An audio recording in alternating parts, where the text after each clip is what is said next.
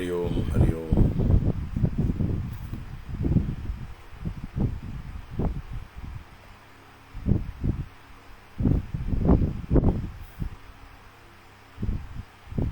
ഓം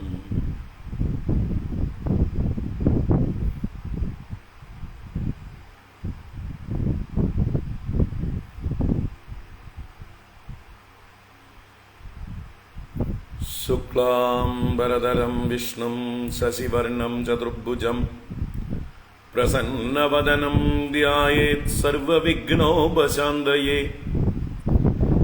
ഗുരവേ സർവലോകാനാം ഭിഷജേ ഭവരോഗിണാം നിധയേ സർവവിദ്യാനാം ദക്ഷിണാമൂർത്തയേ നമഃ. ജന്മാദ്യസ്യ യതോന്മയാദിതരതശ്ചാർത്തേഷ്വഭിജ്ഞസ്വരാട് തേനേ ബ്രഹ്മഹൃദായ ആദികവയേ മുഹ്യന്തി യത്സൂരയഃ. തേജോ വാരിമൃതാം യദാ വിനിമയോ യത്ര ത്രിസർഗോ മൃഷാ ധാംനാ സ്വേന സദാ നിരസ്തകുഹകം. സത്യം പരം ധീമഹി ധർമ്മ പ്രോജ്ജിതകൈതവോത്ര പരമോ നിർമ്മത്സരാണാം സതാം. വേദ്യം വാസ്തവമത്ര വസ്തു ശിവദം താപത്രയോന്മൂലനം. ശ്രീമദ്ഭാഗവതേ മഹാമുനികൃതേ കിം വാ പരൈരീശ്വരഃ സദ്യോ ഹൃദ്യവരുദ്ധ്യതേത്ര കൃതിഭിഃ ശുശ്രൂഷുഭിസ്തൽക്ഷണാത്. നിഗമകൽപതരോർഗളിതം ബലം സുഖമുഖാദമൃതദ്രവസംയുതം പിബത ഭാഗവതം രസമാലയം മുഹുരഹോ രസികാ ഭുവി ഭാവുകാഃ. നാരായണം നമസ്കൃത്യ നരം ചൈവ നരോത്തമം ദേവീം സരസ്വതീം വ്യാസം തതോ ജയമുദീരയേത്. യം പ്രവ്രജന്തമനുപേതമപേതകൃത്യം ദ്വൈപായനോ വിരഹകാതര ആജുഹാവ. പുത്രേതി തന്മയതയാതരവോ വിനേദുഃ തം സർവഭൂതഹൃദയം മുനിമാനതോസ്മി. യസ്വാനുഭാവമഖിലശ്രുതിസാരമേകം അധ്യാത്മദീപമതിതിതീർഷതാം തമോന്തം. സംസാരിണാം കരുണയാഃ പുരാണഗുഹ്യം തം വ്യാസസൂനുമുപയാമി ഗുരും മുനീനാം. മൂകം കരോതി വാചാലം പങ്കും ലംഘയതേ ഗിരിം യത്കൃപാതമഹം വന്ദേ പരമാനന്ദമാധവം. യം ബ്രഹ്മാ വരുണേന്ദ്രരുദ്രമരുതഃ സ്തുന്വന്തി ദിവ്യൈസ്തവൈഃ വേദൈഃ സാംഗപദക്രമോപനിഷദൈഃ ഗായന്തി യം സാമഗാഃ. ധ്യാനാവസ്ഥിതതദ്ഗതേന മനസാ പശ്യന്തി യം യോഗിനോ യസ്യാന്തം ന വിദുഃ സുരാസുരഗണാഃ. ദേവായ തസ്മൈ നമഃ. കോമളം കൂജയൻ വേണും ശ്യാമളോയം കുമാരകഃ വേദവേദ്യം പരം ബ്രഹ്മ ഭാസതാം പുരതോ മമ. ഭൂതൈർമഹദ്ഭിർയ ഇമാ പുരോ വിഭുഃ നിർമായശേതേ യദമൂഷു പൂരുഷഃ. ഭുങ്ക്തേ ഗുണാൻ ഷോഡശ ഷോഡശാത്മകഃ സോലങ്കൃഷീഷ്ട ഭഗവാൻ വജാംസി മേ. സച്ചിദാനന്ദരൂപായ വിശ്വോത്പത്യാദിഹേതവേ താപത്രയ വിനാശായ ശ്രീകൃഷ്ണായ വയം നുമഃ. കൃഷ്ണായ വാസുദേവായ ഹരയേ പരമാത്മനി പ്രണതക്ലേശനാശായ ഗോവിന്ദായ നമോ നമഃ.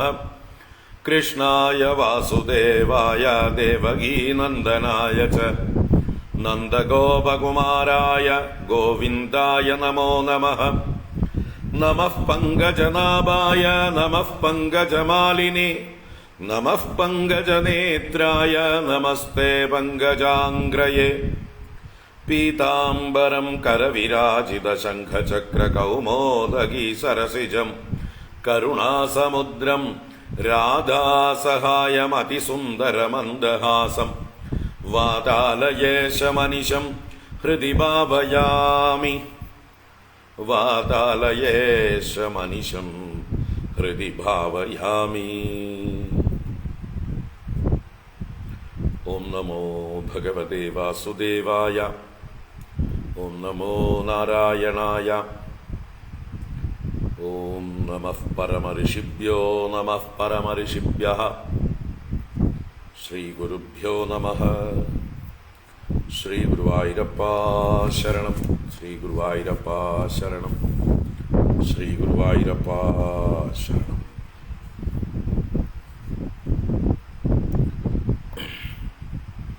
ഹരി ഓം. എല്ലാവർക്കും നമസ്കാരം. എല്ലാവർക്കും സുപ്രഭാതം, ശുഭദിനം, സുസ്വാഗതം. നാരായണ.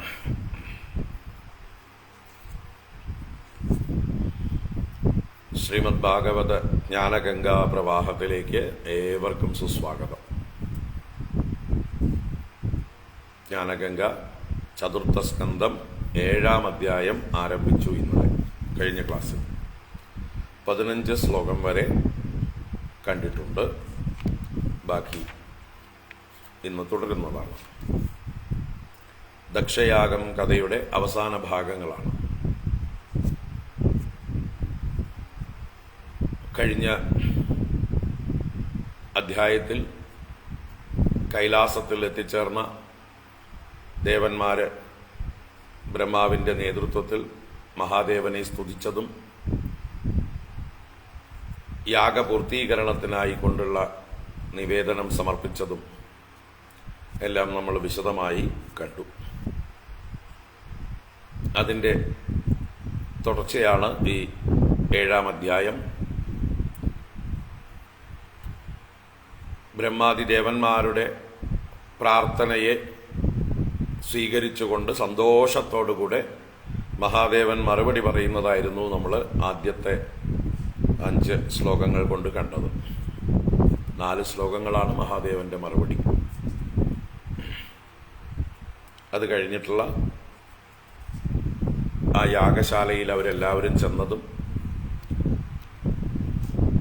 യാഗശാലയെ പുനർജീവിപ്പിക്കുന്നതും ആദ്യം ദക്ഷനെ തന്നെ ആ യാഗപശുവായ ആടിന്റെ ശിരസ്സു വെച്ച് ഭഗവാന്റെ കടാക്ഷം കൊണ്ട് പുനർജീവിപ്പിച്ചപ്പോൾ ആദ്യം മഹാദേവനെ തന്റെ മുമ്പിൽ കണ്ട ദക്ഷൻ ഭഗവാനോട് എന്താ പറയുക, അപരാധ ക്ഷമാപണം ചെയ്തുകൊണ്ട് ഭഗവാനെ സ്തുതിച്ചു. അതാണ് നമ്മൾ ഇന്നലെ കണ്ട ഭാഗങ്ങൾ. ഇനി അതിൻ്റെ തുടർച്ചയായിട്ട് യാഗം ആരംഭിക്കുന്നു. വിഷ്ണു ഭഗവാനെ ഉദ്ദേശിച്ചുകൊണ്ട് ഹവിസ് സമർപ്പിച്ച മാത്രയിൽ വിഷ്ണു ഭഗവാൻ അവിടെ സാന്നിധ്യം ചെയ്യുന്നു, ആഗതനാകുന്നു. ആ ഭഗവാനെ എല്ലാവരും ദക്ഷന്റെ നേതൃത്വത്തിൽ സ്തുതിക്കുന്ന ഭാഗമാണ് ആദ്യം. അതിനുശേഷം ഭഗവാൻ ദക്ഷന് കൊടുക്കുന്നതായിട്ടുള്ള ഉപദേശം, അതാണ് ഏറ്റവും പ്രധാനം ഈ കഥയിലെ തന്നെ. അത് കഴിഞ്ഞ് ആ യാഗപൂർത്തീകരണവും, അതാണ് ഈ അധ്യായത്തിൻ്റെ അവസാനം വരെ. ഇനി ഈ അധ്യായത്തിൽ 61 ശ്ലോകങ്ങളാണുള്ളത്. അതിൽ 15 ശ്ലോകങ്ങൾ നമ്മൾ കണ്ടു. ഇനി തുടർന്ന് കാണാം. ആദ്യം നമുക്ക് 7-ാം അധ്യായം, ഇന്നലെ എടുത്ത 15 ശ്ലോകങ്ങളും ഇന്ന് എടുക്കാനുള്ള കുറച്ച് ഭാഗങ്ങളും വായിക്കാം. 47 വരെ വായിക്കാം. ഓം നമോ ഭഗവതേ വാസുദേവായ. അത് ശ്രീമദ്ഭാഗവതേ ചതുർത്ഥസ്കന്ധേ 7-മോऽധ്യായഃ. മൈത്രേയ ഉവാച ഇത്യജേനാനുനീതേന ഭവേന പരിതുഷ്യത അഭ്യഥായി മഹാബാഹോ പ്രഹസ്യ ശ്രൂയതാം ഇതി. ശ്രീമഹാദേവ ഉവാച നാഘം പ്രജേശ ബാലാനാം വർണ്ണയേനാനുചിന്തയേ ദേവമായാഭിഭൂതാനാം ദണ്ഡസ്തത്ര ധൃതോമയാ പ്രജാപതേർദഗ്ധശീർഷ്ണോ ഭവത്വജമുഖം ശിരഃ മിത്രസ്യ ചക്ഷുഷേക്ഷേത ഭാഗം സ്വം ബർഹിഷോ ഭഗഃ പൂഷാ തു യജമാനസ്യ തദ്ഭിർജക്ഷതു പിഷ്ടബുക്ക് ദേവാഃ പ്രകൃത സർവാംഗായേമ ഉച്ചേഷണം ദദുഃ ബാഹുഭ്യാമശ്വിനോ പൂഷ്ണോ ഹസ്താഭ്യാം കൃതബാഹവഃ ഭവന്ത്വധ്വര്യവശ്ചാന്യേബസ്തസ്മശ്രുർഭൃഗുർഭവേത്.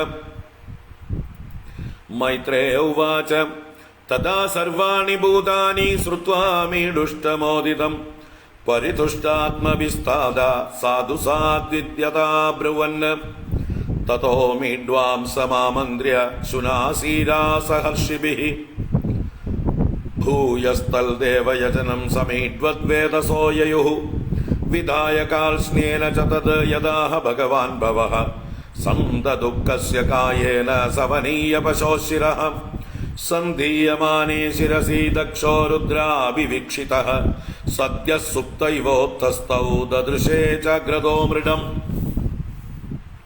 തഥാ വൃഷധ്വജദ്വേഷകലിലാത്മാ പ്രജാപതിഃ ശിവാവലോകാദപവത് ശരദ്ഹൃദൈവാമലഃ ഭവസ്തവായ കൃതദീഹി നാശക്നോദനുരാഗതഃ ഔൽകണ്ഠ്യാത്മാഷ്പകലയാ സംവരേതാം സുതാം സ്മരन् കൃച്ഛ്രാത് സംസ്തഭ്യ ച മനഃ പ്രേമ വിഹ്വലിതഃ സുധീഃ ശശംസ നിർവ്യളീകേന ഭാവേനേശം പ്രജാപതിഃ. ദക്ഷ ഉവാച ഭൂയാൻ അനുഗ്രഹ അഹോ ഭവതാ കൃതോ മേ ദണ്ഡസ്ത്വയാ മയി ധൃതോ യദ വിപ്രലബ്ധഃ ന ബ്രഹ്മബന്ധുഷു ച വാം ഭഗവൻ അവജ്ഞാ തുഭ്യം ഹരേശ്ച കുതയേവ ധൃതവ്രതേഷു വിദ്യാ തപോവ്രതധരാൻ മുഖതസ്മ വിപ്രാൻ ബ്രഹ്മാത്മതത്വമവിദും പ്രഥമം ത്വമസ്രാക് തദ്ബ്രാഹ്മണാൻ പരമസർവവിപൽ സുപാസി പാലഃ പശൂനിവ വിഭോ പ്രഗൃഹീതദണ്ഡഃ യോസൗ മയാ വിദിത തത്വദൃശാ സഭായാം ക്ഷിപ്തോ ദുരുക്തിവിശികൈരഗണയ്യ തന്മാം അർവാക്പദന്തമർഹത്തമനിന്ദയാപാദ് ദൃഷ്ട്യാർദ്രയാ സ ഭഗവാൻ സ്വകൃതേന തുഷ്യേത്. മൈത്രേയ ഉവാച ക്ഷമാപ്യൈവം സമീഡ്വാംസം ബ്രഹ്മണാ ചാനുമന്ത്രിതഃ കർമ്മ സന്താനയാമാസ സോപാധ്യായ ഋത്വികാദിഭിഃ വൈഷ്ണവം യജ്ഞസന്തത്यै ത്രികപാലം ദ്വിജോത്തമാഃ പുരോടാശം നിരവപन् വീരസംസർഗശുദ്ധയേ അധ്വർയുണാത്തഃ വിഷാ യജമാനോ വിശാംപതേ ധിയാ വിശുദ്ധയാ ദദ്യൗ തഥാ പ്രാദുരഭൂത് ഹരിഃ. സർവത്ര ഗോവിന്ദനാമ സങ്കീർത്തനം ഗോവിന്ദ ഗോവിന്ദ.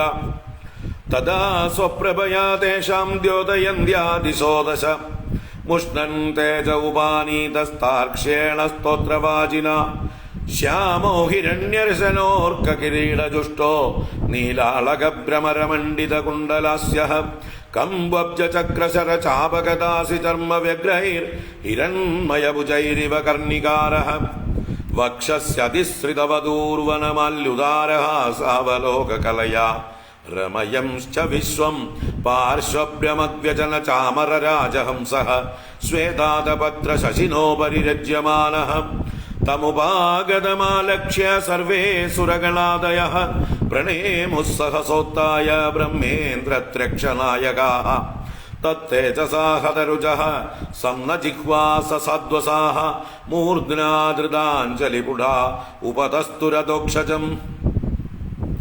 അപ്യർവാദ്വൃത്തയോ യസ്യ മഹിത്വാത്മഭുവാദയഃ യഥാമധിഗൃണന്തി സ്മ കൃതാനുഗ്രഹ വിഗ്രഹം ദക്ഷോ ഗൃഹീതാർഹണസാധനോത്തമം യജ്ഞേശ്വരം വിശ്വസൃജാം പരം ഗുരും സുനന്ദനന്ദാദ്യനുഗൈർവൃതം മുദാ ഗൃണൻ പ്രപേതേ പ്രയതകൃതാഞ്ജലിഃ. ദക്ഷ ഉവാച ശുദ്ധം സ്വദാമ്യുപരദാഖില ബുദ്ധ്യവസ്തം ചിന്മാത്രമേകമഭയം പ്രതിഷിദ്യമായാം തിഷ്ഠന്തയൈവ പുരുഷത്വമുപേത്യ തസ്യാം ആസ്തേ ഭവാൻ അപരിശുദ്ധൈവാത്മതന്ത്രഃ.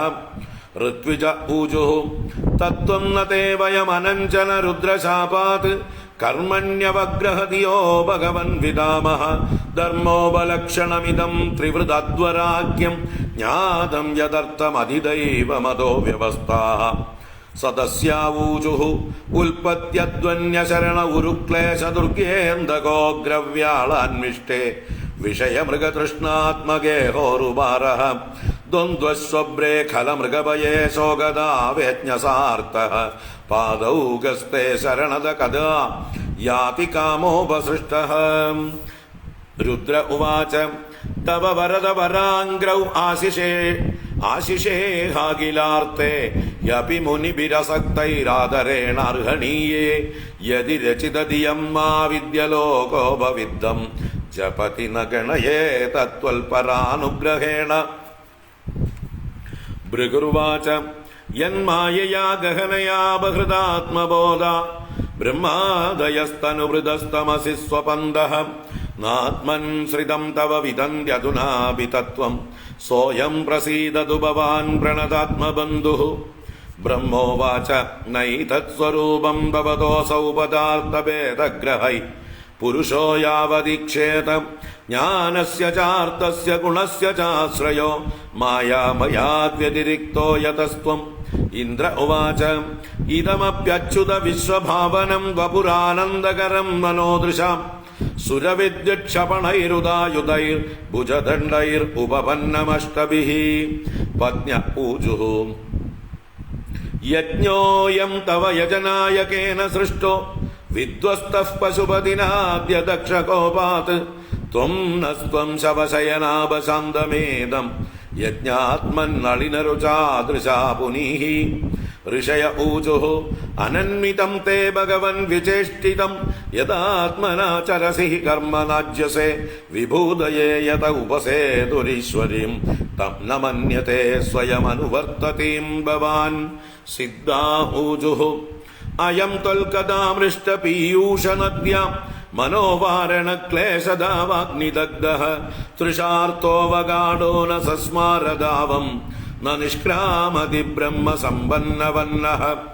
യജമാന്യുവാച സ്വാഗതം തേ പ്രസീദേശ തുഭ്യം നമഃ ശ്രീനിവാസ ശ്രിയാകാന്തയാത്രാഹിനഃ ത്വാമൃതേദീശനാംഗൈർമകശോഭതേ ശീർഷഹീനകബന്ധോ യഥാ പൂരുഷഃ. ലോകപാലാ ഊജുഃ ദൃഷ്ട കിം നോ ദൃഗ്ഭിരസദ്ഗ്രഹൈസ്ത്വം പ്രത്യഗ്ദ്രഷ്ടാ ദൃശ്യത്തെ യേന ദൃശ്യം മായാഹ്യേഷാ ഭവതീയാ ഹി ഭൂമൻ യസ്ത്വം ഷഷ്ടഃ പഞ്ചഭിർഭാസി ഭൂതൈഃ. യോഗേശ്വരാ ഊചുഃ പ്രേയാന്ന തെന്യോസ്ത്യമുദസ്ത്വയി പ്രഭോ വിശ്വാത്മനിക്ഷേന്ന പൃഥഗ്യ ആത്മനഃ അദാഭിഭക്തിയേശ തയോപദാവതാം അനന്യവൃത്യാനുഗൃഹാണ വത്സല. ജഗദുൽഭവസ്ഥിതിലയേഷു ദൈവതോ ബഹുവിദ്യമാനഗുണയാത്മമായയാ രചിതാത്മഭേദമതയേ സ്വസംസ്ഥയാ വിനിവർത്തിത ഭ്രമഗുണാത്മനേ നമഃ. ബ്രഹ്മോവാച നമസ്തേ ശ്രിതസത്വായ ധർമാദീനാം ച സൂതയേ നിർഗുണായ ച യത്കാഷ്ടാം നാഹം വേദാപരേപി ച. അഗ്നിരുവാച യത്തേജസാഹം സുസമിദ്ധതേജ ഹവ്യം വഹേ സ്വദ്വര ആജ്യസിക്തം തം യജ്ഞിയം പഞ്ചവിധം ച പഞ്ചഭിഃ സ്വിഷ്ടം യജുർഭിഃ പ്രണതോസ്മി യജ്ഞം. ദേവാ ഊജുഃ പുരാകൽപാവായേ സ്വകൃതമുദരീകൃത്യ വികൃതം ത്വമേവാദ്യസ്തസ്മിൻ സലില ഉരഗേന്ദ്രാതിശയനെ പുമാൻ ശേഷേ സിദ്ധൈർഹൃദി വിമൃശിതാദ്യാത്മപദവിഃ സ ഏവാദ്യാക്ഷ്ണോ യഃ പതിചരസി ഭൃത്യാനവസിനഃ. ഗന്ധർവാ ഊജുഃ അംശാംശാസ്തേ ദേവമരിച്യാദയയേതേ ബ്രഹ്മേന്ദ്രാദ്യാ ദേവഗണാ രുദ്രപുരോഗാഃ ക്രീഡാഭാണ്ഡം വിശ്വമിദം യസ്യ വിഭൂമൻ തസ്മൈ നിത്യം നാദ നമസ്തേ കരവാമ. വിദ്യാധരാ ഊജുഃ ത്വന്മായയാർത്തമഭിപദ്യ കളേബരേസ്മിൻ കൃത്വാ മമാഹമിതി ദുർമതിരുൽപതൈ സ്വൈഃ ക്ഷിപ്തോപി അസദ്വിഷയലാലസ ആത്മമോഹം യുഷ്മത്കഥാമൃതനിഷേവക ഉദ്യുതസ്യേത. ബ്രാഹ്മണാ ഊജുഃ ത്വം ക്രതുസ്ത്വം ഹവിസ്ത്വം ഹുതാശസ്ത്വയം ത്വം ഹി മന്ത്രസ്സമിദ്ദർഭപാത്രാണി ച ത്വം സദസ്യർത്തിചോ ദമ്പതി ദേവത അഗ്നിഹോത്രം സ്വദാ സോമ ആജ്യം പശുഃ. ത്വം പുരാഗാം രസായാ മഹാസൂകരോ ദംഷ്ടയാ പത്മിനീം വാരണേന്ദ്രോ യഥാ സ്തൂയമാനോ നതൻ ലീലയാ യോഗിഭിർ വ്യുജ്ജഹർത്തത്ര ഈഗാത്ര യജ്ഞക്രതുഃ സപ്രസീദത്വമസ്മാകമാകാംക്ഷതാം ദർശനം തേ പരിഭ്രഷ്ടസൽക്കർമ്മണം കീർത്യമാനേ നൃഭിർനാംനി യജ്ഞേശത്തെ യജ്ഞവിഘ്നാക്ഷയം യാന്തി തസ്മൈ നമഃ. മൈത്രേയ ഉവാച ഇതി ദക്ഷകവിർയജ്ഞം ഭദ്രരുദ്രാവമർശിതം കീർത്യമാനേ ഹൃഷീകേശേ സന്നിന്യേ യജ്ഞഭാവനേ ഭഗവാൻ സ്വേന ഭാഗേന സർവാത്മാ സർവഭാഗഭുക്ക ദക്ഷം ബഭാഷ ആഭാഷ്യ പ്രിയമാണ ഇവാനക. ഹരി ഓം. ഇത് ശ്രീമദ്ഭാഗവതേ മഹാപുരാണേ പാരമഹംസ്യാം സംഹിതായാം ചതുർത്ഥസ്കന്ധേ. അധ്യായം അവസാനിച്ചിട്ടില്ലല്ലോ അല്ലേ, നമ്മൾ അവസാനിപ്പിച്ചു മാത്രം.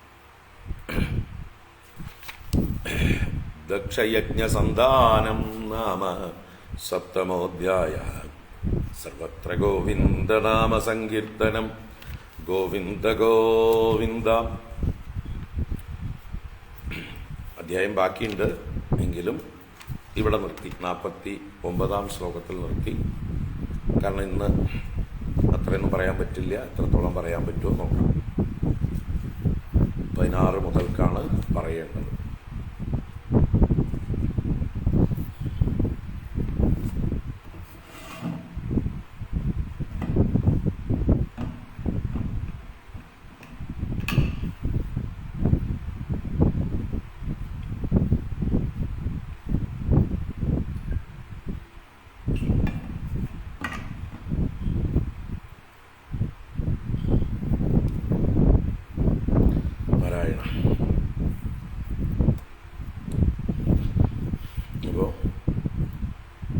ബ്രഹ്മദേവൻ മഹാദേവനെ പ്രസാദിപ്പിച്ച് സ്തുതിച്ചതും ആവശ്യങ്ങൾ അവതരിപ്പിച്ചതും നമ്മൾ പൂർവാധ്യായത്തിൽ കണ്ടു.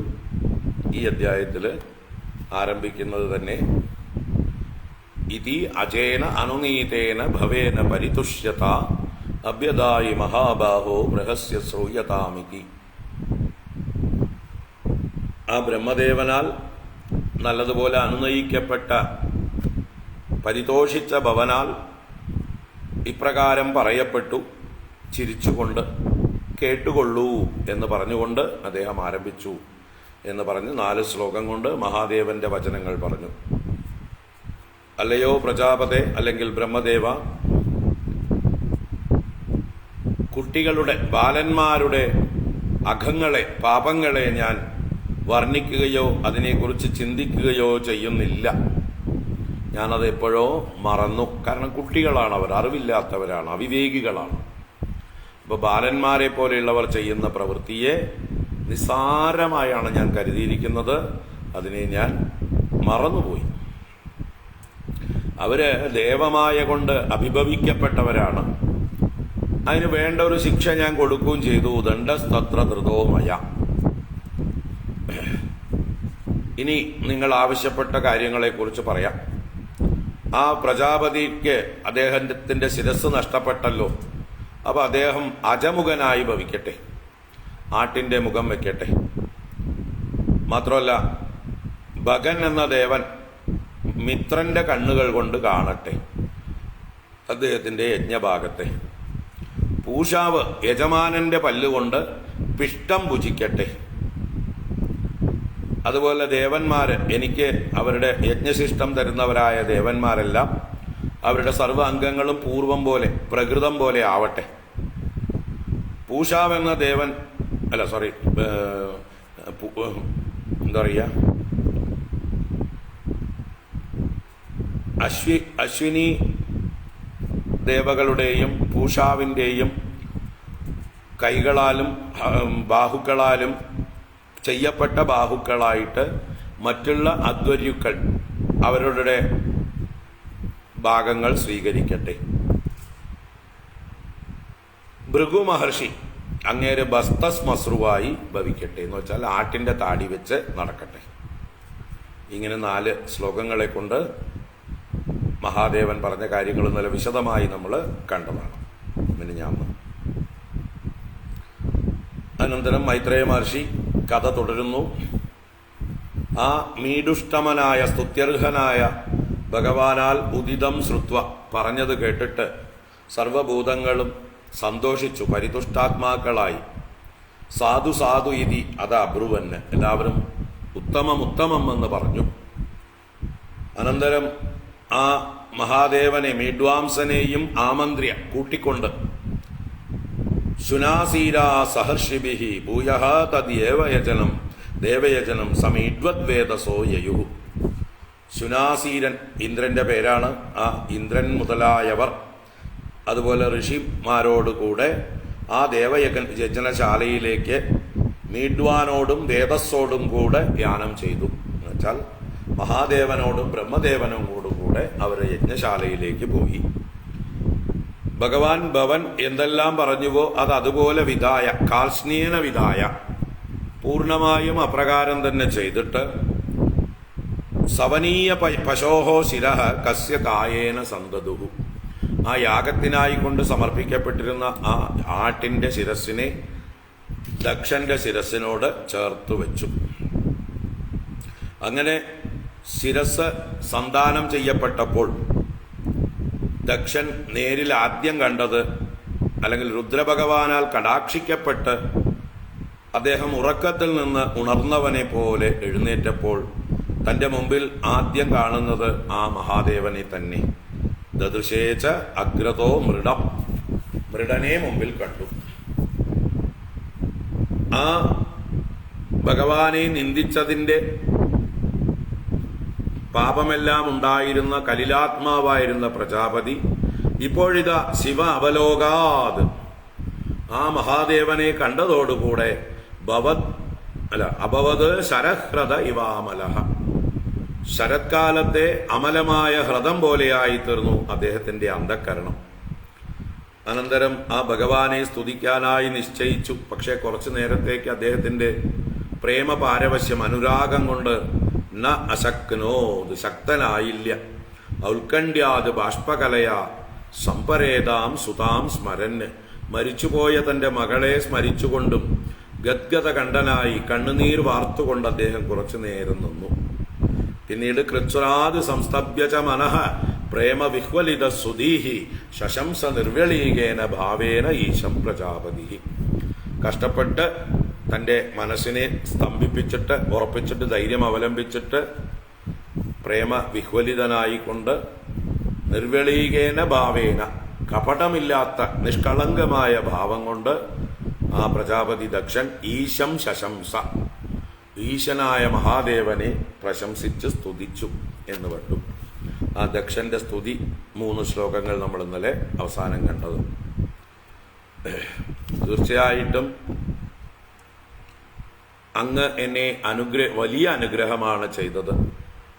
മുമ്പ് ഞാൻ തെറ്റ് ചെയ്ത് നരകത്തിലേക്ക് പതിക്കാൻ പോകുന്ന എന്നെ ശിക്ഷ തന്ന് നരകത്തിൽ നിന്ന് രക്ഷിക്കുകയും ഇപ്പതാ വീണ്ടും എനിക്ക് ആട്ടിന്റെ ശിരസ് വെച്ചിട്ടാണെങ്കിലും ബോധമുള്ളതായിട്ടുള്ള ഒരു ജീവിതത്തെ തിരിച്ചു തന്നു. അങ്ങേക്കും മഹാവിഷ്ണു ഭഗവാനും ബ്രാഹ്മണരുടെ നേർക്ക് അവജ്ഞയുണ്ടാവുകയില്ലല്ലോ. പിന്നെയല്ലേ വ്രതമുള്ളവരുടെ, ധൃതവ്രതന്മാരുടെ നേർക്ക് പറയേണ്ടതുമില്ല.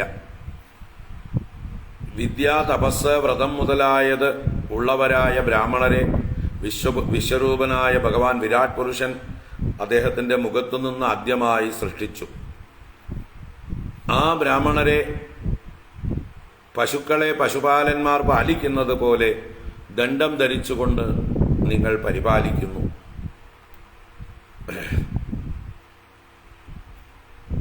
അങ്ങയുടെ മാഹാത്മ്യം തത്വമറിയാത്തവനായിട്ടുള്ള കുബുദ്ധിയായ എന്നാൽ സഭയിൽ വെച്ച് അങ്ങ് വളരെ ദുരുക്തികളാകുന്ന അസ്ത്രങ്ങളെ കൊണ്ട് ക്ഷേപിച്ചു, അങ്ങയെ വളരെയധികം വേദനിപ്പിച്ചു. പക്ഷേ അഗണയ്യതത്, അതിനെ അവഗണിച്ചുകൊണ്ട് മാം അർവാത്പദന്തം അർഹത്തമ അനിന്ദയാ അപാദൃഷ്ട്യാർദ്രയാ സ ഭഗവാൻ സ്വകൃതേന തുഷ്യേത്.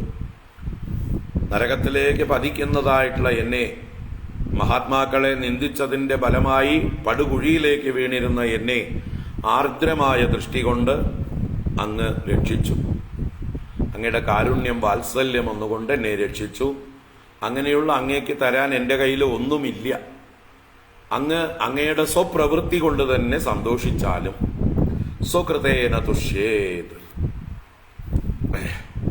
അപ്പോ സ്വകൃതം കൊണ്ട് തന്നെ അങ്ങ് സന്തോഷിക്കണം, അല്ലാതെ അങ്ങക്ക് ഒന്നിൻ്റെയും ആവശ്യവുമില്ല. അങ്ങക്ക് എന്തെങ്കിലും തരാനുള്ള കഴിവ് എനിക്ക് ഒട്ടില്ല താനും. അതുകൊണ്ട് തന്നെ അങ്ങ് സ്വയം സന്തോഷിച്ചാലും അല്ലെങ്കിൽ അങ്ങ് സ്വയം സന്തോഷിക്കുന്നു എന്നുള്ളതായിട്ടുള്ള അങ്ങനെ ദക്ഷൻ ഭഗവാനോട് ക്ഷമാപണം ചെയ്തുകൊണ്ട് സ്തുതിച്ചു. ഭഗവാന്റെ തന്നോടുള്ള പ്രവൃത്തിയെല്ലാം അനുഗ്രഹമാണ് എന്നാണ് ഇപ്പൊ ദക്ഷൻ പറയുന്നത്. നല്ല ബുദ്ധി വന്നപ്പോൾ എൻ്റെ നേരെ വലിയ അനുഗ്രഹമാണ് അങ്ങ് ചെയ്തത് എന്ന് പറഞ്ഞുകൊണ്ട് സ്തുതിച്ചു. ഇനി അതിനുശേഷം എന്തെല്ലാമാണ് അവിടെ നടക്കുന്നത് എന്ന് നമുക്ക് കാണാം.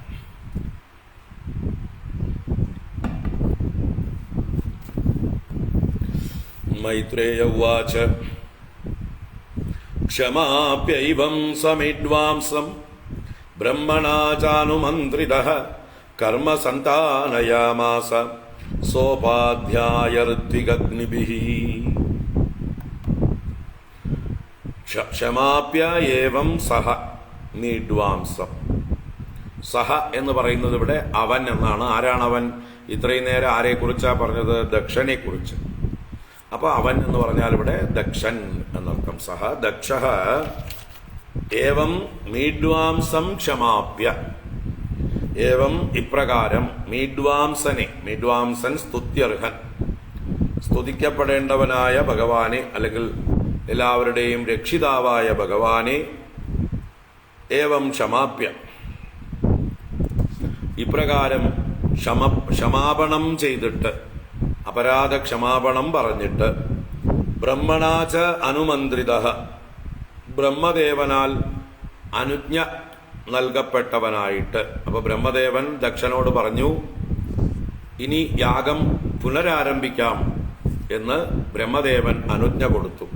അങ്ങനെ ബ്രഹ്മണ അനുമന്ത്രിത കർമ്മ സന്താനയാമാസ. ഇവിടെ കർമ്മ യാഗം, സന്താനയാമാസ എന്ന് പറഞ്ഞാൽ വിസ്തരിച്ചു. സമ്യക് തന് എന്നുള്ളതായിട്ടുള്ള ധാതുവിൽ നിന്ന് താനയാമാസ, സന്താനയാമാസ, നന്നായി വിസ്തരിച്ചു. യാഗത്തെ വിസ്തരിച്ച് നിവർത്തിക്കാൻ തുടങ്ങി. ആരോടുകൂടെ? സോപാധ്യായ ഋത്വികഗ്നിഭിഃ. ഉപാധ്യായൻ എന്ന് പറഞ്ഞാൽ യാഗപുരോഹിതൻ, അതുപോലെ ഋത്വിക്കുകൾ എന്ന് പറഞ്ഞാൽ അദ്ദേഹത്തിന്റെ സഹായികളായിട്ടുള്ള വൈദികന്മാര്, അഗ്നികൾ എന്ന് പറഞ്ഞാൽ അഗ്നികളുടെ ദേവതമാർ എന്നിവരോടുകൂടെ, എല്ലാ ദേവന്മാരോടും കൂടെ, ഈ പുരോഹിതന്മാരോടും കൂടെ സോപാധ്യായ ഋത്വികഗ്നിഭിഃ കർമ്മ സന്താനയാമാസ. ആ യാഗത്തെ, ബൃഹസ്പതി സമം യാഗത്തെ പുനരാരംഭിച്ച് വിസ്തരിക്കാൻ തുടങ്ങി. ക്ഷമാപ്യൈവം സമിഡ്വാംസം ബ്രഹ്മണാ ചാനുമന്ത്രിതഃ കർമ്മ സന്താനയാമാസ സോപാധ്യായ ഋത്വികഗ്നിഭിഃ. വൈഷ്ണവം യജ്ഞസന്തത്यै ത്രികപാലം ദ്വിജോത്തമാഃ പുരോടാശം നിരവപൻ വീരസംസർഗശുദ്ധയേ. യജ്ഞസന്തത്यै വീരസംസർഗശുദ്ധയേ ച ദ്വിജോത്തമാഃ ത്രികപാലം വൈഷ്ണവം പുരോടാശം നിരവപൻ. നിഹി അവപൻ, അവപൻ എന്ന് പറഞ്ഞാൽ വപനം ചെയ്തു, വതച്ചു. ഇവിടെ ഈ ഹോമകുണ്ഡത്തിലേക്ക് നിക്ഷേപിച്ചു എന്നർത്ഥമാണ്. നിരവപൻ, നിർവപനം ചെയ്തു. എന്താ ചെയ്തത്? പുരോടാശം. പുരോടാശം എന്ന് പറഞ്ഞാല് ഹവിസ്, യാഗത്തിൽ സമർപ്പിക്കപ്പെടുന്ന ഹവിസിന്റെ മറ്റൊരു പേരാണ് പുരോടാശം. നൈവേദ്യം എന്നൊക്കെ പറയാം. ആ നൈവേദ്യത്തെ അഗ്നിയിലേക്ക് സമർപ്പിച്ചു. എന്തിനായിക്കൊണ്ട്? യജ്ഞസന്തത്यै. യജ്ഞസന്തത്यै യജ്ഞം സമ്യക്കായി വിസ്തരിക്കപ്പെടാൻ, യജ്ഞത്തിന് യാതൊരു തടസ്സവും ഉണ്ടാവാതിരിക്കാൻ, യജ്ഞവിസ്താരം പൂർണ്ണമായി നടക്കാൻ, അതുപോലെ വീരസംസർഗശുദ്ധയെ, വീരന്മാരുടെ സംസർഗത്തിൽ നിന്നുണ്ടായ ദോഷത്തിന്റെ ശുദ്ധിക്കായിക്കൊണ്ട്. ഇവിടെ വീരന്മാരെന്ന് പറഞ്ഞാൽ നമ്മുടെ വീരഭദ്രസ്വാമിയും അദ്ദേഹത്തിന്റെ കൂടെ ശിവഭൂതഗണങ്ങളും കൂടി ഈ യാഗശാലയെ മൊത്തം വൃത്തികേടാക്കിയിരുന്നു. മൂത്രമൊഴിക്കലടക്കം, അല്ലേ? കുണ്ടേഷു അമൂത്രയൻ എന്ന് പറഞ്ഞിരുന്നു. കുണ്ടങ്ങളിൽ മൂത്രം ഒഴിക്കുക വരെ ചെയ്തിരുന്നു. ബാക്കി ഒരുപാട് വൃത്തികേടാക്കിയിരുന്നു. അപ്പൊ അത് ശുദ്ധമാക്കാൻ വേണ്ടി, അതാണ് വീരസംസർഗ ശുദ്ധയെ, ആ ശിവഭൂതഗണങ്ങളുടെ സംസർഗം കൊണ്ട് അഥവാ അവരുടെ പ്രവൃത്തികൾ കൊണ്ട് അശുദ്ധി വന്നതിന്റെ ശുദ്ധിക്കായിക്കൊണ്ട്, ശുദ്ധമാക്കാനായി ഭഗവാനെ സങ്കല്പിച്ചുകൊണ്ട്, ആരെ സങ്കല്പിച്ചുകൊണ്ട്? വൈഷ്ണവം വിഷ്ണുവിനെ സംബന്ധിച്ചത്, വിഷ്ണുവാകുന്ന ദേവതയോടുകൂടിയ പുരോടാശം. ദ്വിജോത്തമാഹ, ആ ബ്രാഹ്മണ ശ്രേഷ്ഠന്മാർ ഋത്വിക്കുകൾ. ത്രികപാലം വൈഷ്ണവം പുരോടാശം. എത്ര? ത്രികപാലം, 3 കപാലങ്ങൾ എന്ന് പറയുകയാണ്. ഇവിടെ കപാലം എന്ന് പറഞ്ഞത് പാത്രത്തെ ഉദ്ദേശിച്ചുകൊണ്ട് മാത്രമാണ്. കപാലം പോലെയുള്ള പാത്രം, തലയോട് പോലെയുള്ളതായിട്ടുള്ള പാത്രം, വലിയ ബൗള് എന്ന് എടുത്താൽ മതി. ഇവിടെ ആ ബൗളില് 3 പ്രാവശ്യമായിട്ട് 3 പ്രാവശ്യം ഹവിസ് വൈഷ്ണവ സങ്കല്പത്തോടുകൂടി സമർപ്പിച്ചു, അല്ലേ?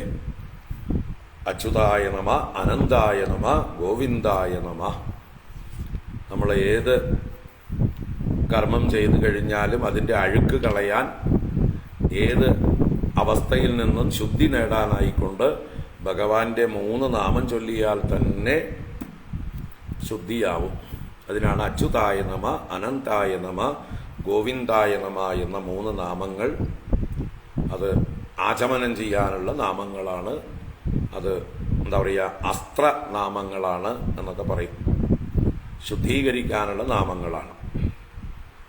അപ്പോൾ അങ്ങനെയുള്ള നാമങ്ങൾ ചൊല്ലി ഭഗവാന് 3 കപാലത്തിൽ പുരോടാശം നിർവപനം ചെയ്തു ഹോമകുണ്ഡത്തിൽ സമർപ്പിച്ചു. വൈഷ്ണവം യജ്ഞസന്തത്യൈ ത്രികപാലം ദ്വിജോത്തമാഹ പുരോടാശം നിരവപൻ വീരസംസർഗശുദ്ധയേ. എല്ലാ അശുദ്ധിയും നീങ്ങാനായിക്കൊണ്ടും ചെയ്തു. അപ്പോഴോ അദ്വര്യുണാത്ത ഹവിഷ യജമാനോ വിശാംപതേ ധിയാ വിശുദ്ധയാ ദദ്യൗ തദാ പ്രാദുരഭൂത് സർവത്ര ഗോവിന്ദനാമ സങ്കീർത്തനം. ഗോവിന്ദ ഗോവിന്ദ, നാരായണ നാരായണ നാരായണ നാരായണ. അപ്പോ അവിടെ അദ്വര്യുണ ആത്തഹവിഷ, ആത്തഹവിഷ, ആത്തം ആപ്തം, കയ്യിലെടുത്ത ഹവിസോടുകൂടെ. അദ്വര്യുണ, അദ്വര്യു എന്ന് പറയുന്ന പുരോഹിതനോടുകൂടെ. യജമാനഃ വിശുദ്ധയാ ദിയ യഥാ ദദ്യൗ, ആ യജമാനനായ ദക്ഷൻ വിശുദ്ധയാ ദിയ, ശുദ്ധമായ ഹൃദയത്തോടുകൂടെ, ശുദ്ധമായ അന്ധകരണത്തോടുകൂടെ, യഥാ ദദ്യൗ, എപ്രകാരം ധ്യാനിച്ചുവോ, ആരെ? ഭഗവാൻ വിഷ്ണുവിനെ ധ്യാനിച്ചു. ആ പുരോടാശത്തെ കയ്യിൽ പിടിച്ചുകൊണ്ട് ധ്യാനിക്കുകയാണ് ഹവിസ് സമർപ്പിക്കാനായിക്കൊണ്ട്. അപ്പോ ആത്തഹവിഷ അദ്വര്യുണ വിശാംപതേ. ഇവിടെ വിശാംപതേ എന്നുള്ളത് വിതുരനെ സംബോധന ചെയ്യുന്നതാണ്. ഭൂമിയുടെ പതിയായിരിക്കുന്നവനെ, അല്ലെങ്കിൽ നരന്മാരുടെ പതിയായിരിക്കുന്നവനെ എന്നൊക്കെ അർത്ഥമാണ്. രാജാവേ എന്നാണ് അർത്ഥം. വിശാംപതേ എന്നുള്ളതിന്റെ അർത്ഥം രാജാവേ എന്നാണ്. ഇപ്പൊ ആരെയാ വിളിക്കുന്നത്? വിതുരനെ. ആരാ വിളിക്കുന്നത്? അറിവില്ലാത്ത മൂഢന്മാരായിട്ടുള്ള ആൾക്കാരാണോ വിളിക്കുന്നത്? അല്ലേ, അല്ല.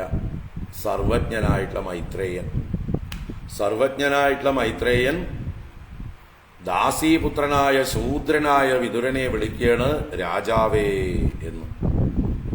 അപ്പൊ ആ വിളിയുടെ താല്പര്യം എന്താണെന്ന് പല പ്രാവശ്യം പറഞ്ഞു കഴിഞ്ഞു. ചിന്തിക്കുക. മൈത്രേയ മഹർഷിക്ക് ഈ വിതുരനെ കുറിച്ച് നല്ല നിശ്ചയമുണ്ട്. ആളാരാണ്? ഇങ്ങേരാണ് യഥാർത്ഥ ക്ഷത്രിയൻ, യഥാർത്ഥ രാജാവാകേണ്ടവൻ. അതാണ് സത്യം. അപ്പൊ അതാണ് ഇവിടെ വിശാംപതേ എന്ന് രാജാവിനെ സംബോധന ചെയ്യുന്ന നാമമാണ്, പര്യായമാണ്. ഭൂമിയുടെ പതി അല്ലെങ്കിൽ നരന്മാരുടെ പതി എന്നൊക്കെ അർത്ഥമാണ് വിശാംപതേ എന്നുള്ളതിനർത്ഥം. ഹേ വിതുര എന്നർത്ഥം. അപ്പൊ ഹേ വിശാംപതേ, ആ യജമാനൻ തന്റെ വിശുദ്ധമായ ബുദ്ധി കൊണ്ട് എപ്പോൾ ധ്യാനിച്ചുവോ, എപ്രകാരം ധ്യാനിച്ചുവോ, യഥാദദ്യവും എന്നാണ്. യഥാ എന്ന് പറഞ്ഞാൽ എപ്രകാരം, ഏത് രൂപത്തിൽ ഭഗവാനെ ധ്യാനിച്ചുവോ ആ ഹരിഹി ഭഗവാൻ വിഷ്ണു തഥാ പ്രാദുരഭൂത്. തഥാ എന്ന് പറഞ്ഞാൽ അപ്രകാരം, എങ്ങനെ ധ്യാനിച്ചുവോ അപ്രകാരം. അപ്പൊ ദക്ഷൻ ഹൃദയത്തിൽ ഏത് രൂപത്തിൽ ഭഗവാനെ ധ്യാനിച്ചുവോ അതേ രൂപത്തിൽ ഭഗവാൻ പ്രകടമായി എന്നർത്ഥം. നിങ്ങൾ ഭഗവാനെ എങ്ങനെ ധ്യാനിക്കുന്നുവോ ആ രൂപത്തിൽ ഭഗവാൻ വരും. യേ യഥാ മാം പ്രപദ്യന്തേ താൻ തദൈവ ഭജാമ്യഹം. ഗീതയിൽ ഭഗവാൻ പ്രതിജ്ഞ ചെയ്തിട്ടുണ്ട്, വാഗ്ദാനം ചെയ്തിട്ടുണ്ട്. ആരെന്നെ എപ്രകാരം ഭജിക്കുന്നുവോ ഞാൻ അവരെ അങ്ങനെ അനുഗ്രഹിക്കുന്നു. അപ്പൊ നിങ്ങൾക്ക് ഏത് രൂപത്തിൽ വേണമെങ്കിൽ ഭഗവാനെ ധ്യാനിക്കാം, ഭഗവാൻ ആ രൂപത്തിൽ വന്ന് അനുഗ്രഹിക്കും. ഇപ്പൊ വാസുദേവനായ ഭഗവാൻ ഹരി തഥാ പ്രാദുഹു അഭൂത്, പ്രാദുർഭവിച്ചു എന്നർത്ഥം, പ്രത്യക്ഷീഭവിച്ചു, മുമ്പിൽ പ്രകടമായി. അദ്വര്യുണാത്ത ഹവിഷ യജമാനോ വിശാംപതേ ധിയാ വിശുദ്ധയാ ദദ്യൗ തഥാ പ്രാദുരഭൂത് ഹരിഃ.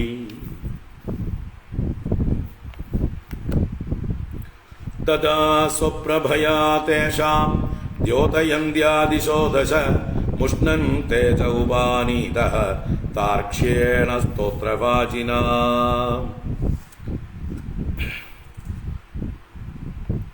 തഥാ അപ്പോൾ സ്വപ്രഭയാ ഭഗവാന്റെ പ്രഭ കൊണ്ട്, സ്വകീയമായ പ്രഭ കൊണ്ട്, ദിശോ ദശ, ദശ ദിശ 10 ദിക്കുകളെയും ദ്യോതയന്ത്യ ഭഗവാന്റെ പ്രഭ, ഭഗവാന്റെ പ്രകാശം, കാന്തി 10 ദിക്കിനെയും പ്രകാശിപ്പിക്കുന്നു. കോടി സൂര്യ സമപ്രഭനായിട്ടുള്ള ഭഗവാന്റെ സാന്നിധ്യം സൂര്യോദയം പോലെ എല്ലാ ഭാഗങ്ങളെയും പ്രകാശിപ്പിക്കുന്നു. അങ്ങനെ ദശദിശ ദ്യോതയന്ത്യ സ്വപ്രഭയാ തന്റെ പ്രഭ കൊണ്ട് തേഷാം തേജ മുഷ്ണൻ, തേഷാം അവിടെയുള്ള ആളുകളുടെ എല്ലാം തേജ അവരുടെ തേജസ്സിനെ, അവരുടെ കാന്തിയെ, പ്രഭാവത്തെയെല്ലാം മുഷ്ണൻ, മുഷ്ണൻ മോഷ്ടിക്കുന്നവനായിട്ട് എന്ന് പറഞ്ഞാൽ അവിടെ തിരസ്കരിക്കുന്നവനായിട്ട് എന്നർത്ഥമാണ്. സൂര്യൻ ഉദിക്കുമ്പോൾ ചന്ദ്രന്റെയും നക്ഷത്രങ്ങളുടെയും പ്രകാശം നഷ്ടപ്പെടും, തിരസ്കരിക്കപ്പെടും. അതുപോലെയാണ് ഇവിടെ കോടിസൂര്യ സമപ്രഭനായ ഭഗവാൻ അവിടെ ആവിർഭവിച്ചപ്പോൾ അവിടെ ബ്രഹ്മാദി ദേവന്മാരോ ദക്ഷന്റെ പ്രകാശമോ ഒന്നും തന്നെ അവിടെ വിലപ്പോയില്ല, അവിടെ പ്രകാശിച്ചില്ല. ഭഗവാന്റെ കാന്തി അത്രയ്ക്ക് എല്ലാവരെയും എന്താ പറയാ അഭിഭവിക്കുന്ന കാന്തിയാണ്. ഐശ്വര്യം ശങ്കരാദീശ്വര വിനിയമനം വിശ്വതേജോഹരാണാം തേജസ്സംഹാരി വീര്യം. വിശ്വതേജോഹരാണാം തേജസ്സംഹാരി വീര്യം.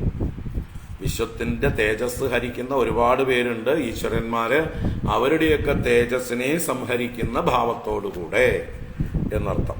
അങ്ങനെയുള്ള ആ തേഷാം തേജഃ മുഷ്ണന് സ്തോത്രവാചിനാ താർക്ഷ്യേണ തഥാ ഉപാനീതഃ. തഥാ അപ്പോൾ ഉപാനീതഃ ഉപനയിക്കപ്പെട്ടു, അടുത്തേക്ക് കൊണ്ടുവരപ്പെട്ടു. ആരാൽ? താർക്ഷ്യേണ, താർക്ഷ്യൻ ഗരുഡൻ. അപ്പൊ ഗരുഡനാണ് വഹിച്ചു കൊണ്ടുവന്നത്. എങ്ങനെയുള്ള ഗരുഡൻ?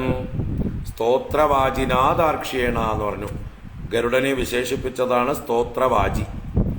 സ്തോത്രങ്ങളാകുന്ന കുതിരകൾ, അല്ലെങ്കിൽ ഇവിടെ ഗരുഡനെ സംബന്ധിച്ച് ചിറകുകൾ. ആ സ്തോത്രങ്ങളാണ് ഗരുഡന്റെ ചിറകുകൾ എന്ന് പറഞ്ഞാൽ, ഗരുഡന്റെ ചിറകടി സാമവേദത്തിലെ ബൃഹദ് രഥന്തരങ്ങൾ എന്ന് പറയുന്ന 2 മഹാമന്ത്രങ്ങളാണ്. ബൃഹത്ത് രഥന്തരം, രണ്ടും കൂടി ചേർത്ത് ബൃഹദ് രഥന്തരങ്ങൾ എന്ന് പറയും. അങ്ങനെയുള്ള സാമവേദത്തിലെ സാമ മന്ത്രങ്ങളാണ്, ഏറ്റവും വിശിഷ്ടങ്ങളായിട്ടുള്ള മന്ത്രങ്ങളാണ് ഗരുഡൻ ചിറകടിക്കുമ്പോൾ അതിൽ നിന്ന് പുറപ്പെടുക. അതിനെയാണ് ഇവിടെ സൂചിപ്പിച്ചത്. ആ ഗരുഡന്റെ ചിറകടി സാമവേദത്തിലെ ബൃഹദ് രഥന്തരങ്ങൾ എന്ന ആ വേദസ്തുതികളോടുകൂടി, ബൃഹദ് രഥന്തരൗ പക്ഷൗ എന്ന് ഗരുഡനെ വർണ്ണിക്കുന്നുണ്ട് വേദത്തിൽ. ബൃഹദ് രഥന്തരങ്ങൾ ഗരുഡന്റെ 2 പക്ഷങ്ങളാകുന്നു, ചിറകുകളാകുന്നു എന്ന്. അപ്പോ ആ ഗരുഡനിൽ ഇരുന്നു കൊണ്ടാണ് ഭഗവാൻ പ്രത്യക്ഷനായത് എന്ന് താല്പര്യം. അപ്പൊ മര്യാദയ്ക്ക് യാഗം ആരംഭിച്ചപ്പോൾ യഥാർത്ഥ ആ വേദത്തിന്റെ പ്രസാദമായ, വേദത്തിലെ ഏറ്റവും ശ്രേഷ്ഠങ്ങളായ വേദങ്ങളിൽ വെച്ച് സാമവേദമാണ് ഞാനെന്ന് ഭഗവാൻ തന്റെ വിഭൂതികളിൽ പറയുന്നുണ്ട് ഭഗവത്ഗീതയിൽ. അതിൽ ബൃഹദ്രഥന്തരങ്ങൾ എന്ന ഈ 2 മന്ത്രങ്ങളാണ് ഏറ്റവും വിശിഷ്ടങ്ങൾ. ആ വിശിഷ്ട മന്ത്രങ്ങളാകുന്ന ചിറകടികളോടുകൂടിയ ഗരുഡനെ വാഹനമാക്കിക്കൊണ്ട് ഭഗവാൻ അവിടേക്ക് എത്തി എന്ന് പറഞ്ഞാൽ എല്ലാ ശാസ്ത്രങ്ങളുടെ അംഗീകാരവും ഈ യജ്ഞത്തിന് അവിടെ ലഭിക്കുകയാണ്. അവിടെ ഗരുഡൻ ഭക്തിയുടെ പ്രതീകവുമാണ്. ജ്ഞാനവൈരാഗ്യങ്ങളാകുന്ന 2 ചിറകുകൾ, അദ്ദേഹത്തിന്റെ ശരീരം ഭക്തിജ്ഞാന വൈരാഗ്യങ്ങളുടെ പ്രതീകമാണ് ഈ ഗരുഡനും അദ്ദേഹത്തിന്റെ ചിറകുകളും. അദ്ദേഹം ഭഗവാനെ വഹിച്ചുകൊണ്ട് വന്നു അവിടെ. അപ്പൊ ഭക്തിജ്ഞാന വൈരാഗ്യങ്ങൾ ഉണ്ടെങ്കിലേ ഭഗവാനെ നമുക്ക് ഉൾക്കൊള്ളാൻ കഴിയുള്ളൂ, ഭഗവാനെ സമീപമായിട്ട് ലഭിക്കുള്ളൂ. ഭഗവാനെ ലഭിക്കണോ ഭക്തിജ്ഞാന വൈരാഗ്യങ്ങൾ വേണം എന്നുള്ളതിന്റെ സൂചനയും കൂടിയാണ് ഈ ഗരുഡന്റെ ചിറകുകളും ഗരുഡന്റെ ശരീരവും. തദാ സ്വപ്രഭയാ തേഷാം ദ്യോതയന്ത്യാദിശോ ദശ മുഷ്ണൻസ്തേജ ഉപാനീതഃ താർക്ഷ്യേണ സ്തോത്രവാജിനാ ശ്യാമോ ഹിരണ്യരശനോർക്ക കിരീടജുഷ്ടോ നീലാളകഭ്രമരമണ്ഡിതകുണ്ടലാസ്യഃ ഖംബ്വബ്ജചക്രശരചാപഗദാസി ചർമ്മ വ്യഗ്രൈർഹിരണ്മയഭുജൈരിവ കർണികാരഃ. ആ ഭഗവാൻ എങ്ങനെയാണ്, ഏത് ഭാവത്തിലാണ്, ഏത് രൂപത്തിലാണ് പ്രകടമായത് എന്ന് വർണ്ണിക്കുകയാണ് ഇവിടെ. ശ്യാമോ, ഭഗവാൻ ശ്യാമളവർണ്ണനായിട്ട്, നല്ല നീലമേഘ ശ്യാമളവർണ്ണൻ. ശ്യാമോ ഹിരണ്യരശനോ, ഇവിടെ ഹിരണ്യം സ്വർണമാണ്, രശന എന്ന് പറഞ്ഞാല് അരഞ്ഞാണെന്നും വസ്ത്രം എന്നും അർത്ഥമെടുക്കാം. അപ്പൊ സ്വർണവർണ്ണമുള്ള വസ്ത്രം പീതാംബരം ധരിച്ചിട്ടുണ്ട്. അർക്ക കിരീടജുഷ്ട, സൂര്യതുല്യമായി ശോഭിക്കുന്ന കിരീടം കൊണ്ട് സേവിക്കുന്നവൻ, കിരീടത്താൽ ശോഭിക്കുന്നവൻ കിരീടജുഷ്ടൻ. അർക്ക കിരീടജുഷ്ട നീലാളക ഭ്രമരമണ്ഡിത കുണ്ടലാസ്യ, നീല അളകഭ്രമരം.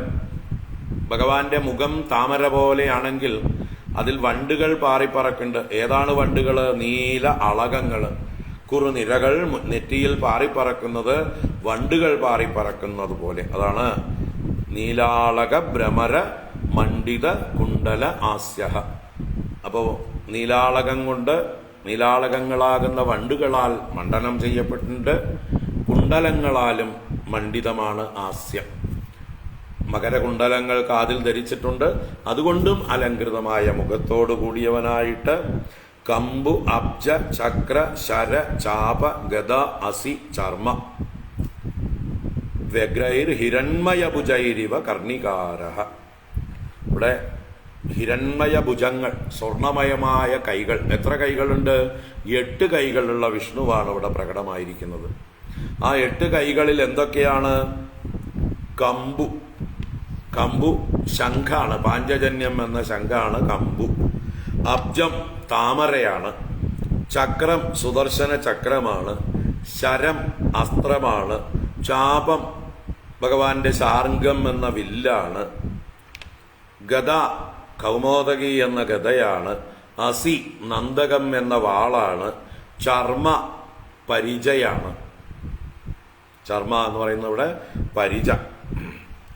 അപ്പോ വാളുണ്ട്, പരിചയുണ്ട്, വില്ലുണ്ട്, അമ്പുണ്ട്, മറ്റ് സാധാരണ 4 കൈകളിലുള്ള ശംഖചക്ര ഗദാ പത്മങ്ങളുമുണ്ട്. ഇങ്ങനെ 8 കൈകളോടുകൂടി വ്യഗ്രം എന്ന് പറഞ്ഞാൽ ഇളകുന്നത് എന്നുള്ള അർത്ഥത്തിലാണ്. ഇളകുന്നതായിട്ടുള്ള ഹിരൺമയ ഭുജങ്ങൾ, സ്വർണമയമായ കൈകളോടുകൂടെ ഭഗവാൻ പ്രകടമായി. ഏതുപോലെ? ഇവ കർണികാരഃ എന്ന് പറഞ്ഞു. കർണികാരഃ ഇവ. കർണികാരം എന്നാൽ ഒരു കൊന്ന വൃക്ഷം. അപ്പൊ കൊന്ന വൃക്ഷം പൂത്തു നിൽക്കുന്നത് പോലെ മൊത്തത്തില് സ്വർണവർണ്ണത്തിൽ മഞ്ഞ വർണ്ണത്തില് ഇങ്ങനെ 8 കൈകളും ആവുമ്പോൾ കൊമ്പുകളാണല്ലോ. വൃക്ഷത്തിന്റെ 8 ശാഖകൾ പോലെ അതിലൊക്കെ ജ്വലിക്കുന്നതായിട്ടുള്ള ആയുധങ്ങൾ, പൂക്കൾ പോലെ. അങ്ങനെ ഒരു കൊന്ന വൃക്ഷം പൂത്തു നിൽക്കുന്നത് പോലെയാണ് ഇവിടെ ഇപ്പതാ ഭഗവാൻ ദക്ഷന്റെ മുമ്പില്, ഈ യജ്ഞശാലയുടെ മുമ്പില് പ്രകടമായത്, ഗരുഡോപരി വന്ന് ഇറങ്ങിയത്. ഒരു കർണികാര വൃക്ഷം പോലെ ഉപമിച്ചിരിക്കുകയാണ് ഭഗവാനെ. മൊത്തത്തിൽ സ്വർണവർണ്ണമായിട്ട്, ശരീരം മാത്രം കറുപ്പ് നീലവർണ്ണം. അത് വൃക്ഷത്തിന്റെ കാണ്ഡം എപ്പോഴും കറുപ്പായിരിക്കുമല്ലോ, ബാക്കിയൊക്കെ സ്വർണവർണ്ണം, മഞ്ഞവർണ്ണം. ശ്യാമോ ഹിരണ്യരശലോർക്ക കിരീടജുഷ്ടോ നീലാളകഭ്രമരമണ്ഡിത കുണ്ടലാസ്യ കംവബ്ജചക്രശരചാപഗദാസി ചർമ്മ വ്യഗ്രൈർഹിരണ്മയഭുജൈരിവ കർണികാരഃ വക്ഷസ്യതിശ്രിതവധൂർവനമല്യുദാരഘാസാവലോകകലയാ രമയംശ്ച വിശ്വ പാർശ്വഭ്രമദ്വ്യജന ചാമരരാജഹംസഃ ശ്വേതാദപത്ര ശശിനോപരിരജ്യമാനഃ. അപ്പൊ ഇവിടെ ഭഗവാന്റെ മറ്റൊരു വർണ്ണനയാണ് ഇവിടെ. വക്ഷസി അധിശ്രിതവധൂഃ വനമാലി ഉദാരഹാസാവലോകകലയാ രമയഞ്ച വിശ്വം. വക്ഷസി മാറിടത്തിൽ അധിശ്രിതവധൂഃ തന്റെ വധുവായ ലക്ഷ്മീദേവിക്ക് ആശ്രയമായിരിക്കുന്നു വക്ഷസ്. അപ്പൊ വക്ഷസിൽ ചേർന്നിരിക്കുന്നുണ്ട് ആര്? വധു, ലക്ഷ്മീദേവി. അപ്പൊ മാറിടത്തിൽ ലക്ഷ്മീദേവിയോട് കൂടിയവനായിട്ടും വനമാലി, വനമാലിയായിട്ടാണ്, വനമാല ധരിച്ചവനായിട്ടും വക്ഷസി അധിശ്രിതവധൂഃ വനമാലി ഉദാരഹാസാവലോക കലയാ രമയംശ്ച വിശ്വം. തന്റെ ഉദാരമായിട്ടുള്ള എന്താ പറയാ, വിശാലമായിട്ടുള്ള മന്ദഹാസം, സർവ അഭീഷ്ടവും നൽകുന്ന മന്ദഹാസം, ആ ഉദാരമായ ഹാസം, അതുപോലെ അവലോകം, അവലോകം കടക്കണ്ണുകൊണ്ടുള്ള നോട്ടം, അതിന്റെയൊക്കെ കലയാ, അതിന്റെയൊക്കെ അംശം കൊണ്ട് വിശ്വം രമയൻ, എല്ലാവരെയും ചുറ്റുപാടുള്ളവരെയൊക്കെ രമിപ്പിക്കുന്നവനായിട്ട്, കാണുന്നവർക്കൊക്കെ കണ്ണിന് ആനന്ദം നൽകുന്നവനായിട്ട്. വിശ്വം രമയൻ പാർശ്വ ഭ്രമദ്വ്യജന ചാമര രാജഹംസഃ. 2 ഭാഗത്തും തന്റെ 2 പാർശ്വങ്ങളിലും മറ്റ് അദ്ദേഹത്തിന്റെ പാർഷദന്മാർ എന്ത് ചെയ്യുന്നുണ്ട്? വ്യജനങ്ങളും ചാമരങ്ങളും വീശുന്നുണ്ട്. അപ്പോ ഭ്രമദ്വ്യജന ചാമര രാജഹംസഃ, തന്റെ 2 വശങ്ങളിലും വീശിക്കൊണ്ടിരിക്കുന്ന അഥവാ ഇളകിക്കൊണ്ടിരിക്കുന്ന ആലവട്ടങ്ങളും വെഞ്ചാമരങ്ങളുമാകുന്ന രാജഹംസങ്ങളോടും കൂടി. ഇവിടെ വെഞ്ചാമരങ്ങളെയാണ് രാജഹംസ പക്ഷികളോട് ഉപമിച്ചിരിക്കുന്നത്. 2 രാജഹംസങ്ങൾ അപ്പുറവും പുറവും പറക്കുന്നത് പോലെ. വെച്ചാൽ വൃക്ഷത്തിന്റെ 2 ഭാഗത്തും രാജഹംസങ്ങൾ വന്ന് വൃക്ഷത്തെ സേവിക്കാൻ വരികയാണ്, വൃക്ഷത്തിലിരിക്കാൻ വരികയാണ്. ആലവട്ടം കാണുമ്പോൾ മയിലുകളായിട്ടും തോന്നാം. കാരണം മയിൽപീലി കൊണ്ടാണ് വ്യജനം അഥവാ ആലവട്ടം നിർമ്മിക്കുക. അപ്പൊ മയിലുകളും ഹംസങ്ങളുമെല്ലാം സേവിക്കപ്പെടുന്നതായിട്ടൊരു വൃക്ഷം, കർണികാര വൃക്ഷം. അതിമനോഹരമായിട്ടൊരു വർണ്ണന. ലക്ഷ്മീദേവിയും മാറത്ത് ഇരിപ്പുണ്ട്. പാർശ്വഭ്രമദ്വ്യജന ചാമര രാജഹംസഃ ശ്വേതാദപത്ര ശശിന ഉപരിരജ്യമാനഃ. നീ വൃക്ഷത്തിന്റെ മുകളില് ചന്ദ്രൻ നിറഞ്ഞു നിൽപ്പുണ്ട്. നല്ല പൂർണ്ണചന്ദ്രൻ പ്രകാശിക്കുന്നത് പോലെ. പൂർണ്ണചന്ദ്രൻ അല്ല കേട്ടോ, ആരാ പിന്നെ? ശ്വേതാദപത്രം. ശ്വേത ആദപത്രം, ആദപത്രം കുടയാണ്, ശ്വേതം വെളുത്തത്. അപ്പൊ വെൺകൊറ്റക്കുട, അതും ഭഗവാന്റെ പാർഷദന്മാർ പൊക്കി പിടിച്ചിട്ടുണ്ട്. വെൺകൊറ്റക്കുടയാകുന്ന ശശി, ശശി ചന്ദ്രൻ. അപ്പൊ പൂർണ്ണചന്ദ്രനെ പോലെ ഈ വൃക്ഷത്തിന്റെ ഉപരിഭാഗത്ത് വെൺകൊറ്റക്കുട, വൃക്ഷത്തിന്റെ മുകളിൽ ചന്ദ്രൻ ഇറങ്ങി വന്നിരിക്കുന്നത് പോലെ വെൺകൊറ്റക്കുടയും പിടിച്ചിരിക്കുന്നു. അങ്ങനെ ഉപരി രജ്യമാനഃ, മുകൾ ഭാഗത്ത് രഞ്ജിപ്പിക്കപ്പെട്ടവനായിരിക്കുന്നു. അപ്പോൾ നല്ലൊരു ഭാവന ചെയ്യൂ. നല്ലൊരു കർണികാര വൃക്ഷം, 8 ശാഖകളുള്ള കർണികാര വൃക്ഷം, സ്വർണ്ണവർണ്ണം. ആ വൃക്ഷത്തിന്റെ കാണ്ഡം നല്ല കറുപ്പ് വർണ്ണം. അതിന്റെ 2 വശത്തും 2 മയിലുകളും 2 ഹംസങ്ങളും ഇങ്ങനെ പറന്നു വന്ന് ഇരിക്കാൻ പോകുന്നു. അതിന്റെ മുകളിൽ ചന്ദ്രൻ വന്ന് ഈ വൃക്ഷത്തിന്റെ ശോഭയെ ആസ്വദിച്ചുകൊണ്ട് സേവിക്കുന്നു. ആരാണ്? ഭഗവാൻ. ഭഗവാന്റെ ആ ഒരു മനോഹാരിതയെ, ഐശ്വര്യത്തെയെല്ലാം വർണ്ണിച്ചതാണ്. ആദപത്രവും വെൺകൊറ്റക്കുട എന്താ പറയുക ചാമരങ്ങളും ആലവട്ടങ്ങളോടുകൂടി ശോഭിക്കുന്ന ആ ഭഗവാന്റെ രൂപം അതിമനോഹരം. വക്ഷസ്യതിശ്രിതവധൂർവനമാല്യുദാരഹാസാവലോക കലയാരമയൻ ച വിശ്വം പാർശ്വഭ്രമദ്വ്യജന ചാമരരാജഹംസഃ ശ്വേതാദപത്ര ശശിനോപരിരജ്യമാനഃ തമുപാഗതമാലക്ഷ്യ സർവേ സുരഗണാദയഃ പ്രണേമുഃ സഹസോത്ഥായ ബ്രഹ്മേന്ദ്രത്രക്ഷനായകാഃ. തം ഉപാഗതം ആലക്ഷ്യ, ഉപാഗതം സമീപസ്ഥം, അടുത്തു വന്നു ചേർന്ന, തം ആലക്ഷ്യ ആ ഭഗവാനെ കണ്ടിട്ട്, ബ്രഹ്മ ഇന്ദ്ര ത്രക്ഷനായകാഃ, ബ്രഹ്മാവ്, ഇന്ദ്രൻ, ത്രക്ഷൻ. ത്രക്ഷൻ മുക്കണ്ണൻ, ആരാ? മഹാദേവൻ. ഇവര് നായകന്മാരായിക്കൊണ്ട്, ഇവരാണ് ലീഡേഴ്സ്. ഈ 3 പേരും മുഖ്യന്മാരായിട്ട്, സർവേ സുരഗണാദയാഃ, എല്ലാ ദേവഗണങ്ങളും സഹസാ ഉത്തായ, പെട്ടെന്ന് ചാടി എഴുന്നേറ്റ്, പ്രണേമുഹു, എല്ലാവരും പ്രണമിച്ചു. ആരെ? മഹാവിഷ്ണു ഭഗവാനെ. അപ്പൊ മുമ്പേ ബ്രഹ്മാവ്, ഇന്ദ്രൻ, രുദ്രൻ മുതലായവർ നേതാക്കന്മാരായി മുമ്പേ നടന്ന് ഭഗവാനെ നമസ്കരിച്ചു. ബാക്കിയുള്ള ദേവന്മാരെല്ലാവരും അത് കണ്ട് ഓടി ചാടി എഴുന്നേറ്റ് ഭഗവാനെ നമസ്കരിച്ചു. തമുപാഗതമാലക്ഷ്യ സർവേ സുരഗണാദയഃ പ്രണേമുഃ സഹസോത്ഥായ ബ്രഹ്മേന്ദ്രത്രക്ഷനായകാഃ. തത്തേജസാഹതരുജഃ സന്നജിഹ്വാസസാദ്വസാഃ മൂർധ്നാ ധൃതാഞ്ജലിപുടാഃ ഉപതസ്തുർ അദോക്ഷജം. തത്തേജസാഹതരുജഃ, ആ ഭഗവാന്റെ തേജസ്സുകൊണ്ട്, ഹതരുജഃ ഇവരുടെ രുചി, ഇവരുടെ കാന്തി, ഹതമായി ഹനിക്കപ്പെട്ടു. ഈ ദേവന്മാരൊക്കെ സ്വതവേ നല്ല കാന്തിയുള്ളവരാണ്. പക്ഷെ ഭഗവാന്റെ വരവോടുകൂടി ഇവരുടെ കാന്തിയൊക്കെ മങ്ങിപ്പോയി. അതാണ് തത്തേജസാഹതരുജഃ സന്നജിഹ്വാഃ. ജിഹ്വ, നാവ്, സന്നം എന്ന് പറഞ്ഞാൽ തളർന്നത്, നാവ് വരണ്ടവരായിട്ട്, അടങ്ങിയ ജിഹ്വയോട് കൂടിയിട്ട് എന്നൊക്കെ പറയാം. നാവ് അടക്കിയിട്ട്, സ്തബ്ധരായിട്ട് എന്നർത്ഥമാണത്. അത്ഭുത പരതന്ത്രരായിട്ട്. സസാദ്വസാഹ, സാദ്വസം ഭയമാണ്. സസാദ്വസാഹ ഭയസഹിതാഹ, ഭയത്തോടുകൂടിയവരായിട്ട്. ഭഗവാനെ കണ്ടപ്പോൾ എന്തെന്നില്ലാത്ത ഭയമുണ്ടായി എല്ലാവരുടെ ഉള്ളിലും. ഭഗവാന്റെ ആ വരവ് 1.5 വരവായിരുന്നല്ലോ. ആ ഗരുഡോപരി ഇങ്ങനെ ആലവട്ടവും വെഞ്ചാമരവും വെൺകൊറ്റക്കുടയും ഒക്കെ ആയിട്ട് ഒരു കർണികാര വൃക്ഷം ഭൂമിയിലേക്ക് ഇറങ്ങി വന്ന പോലെയല്ലേ വന്നത്.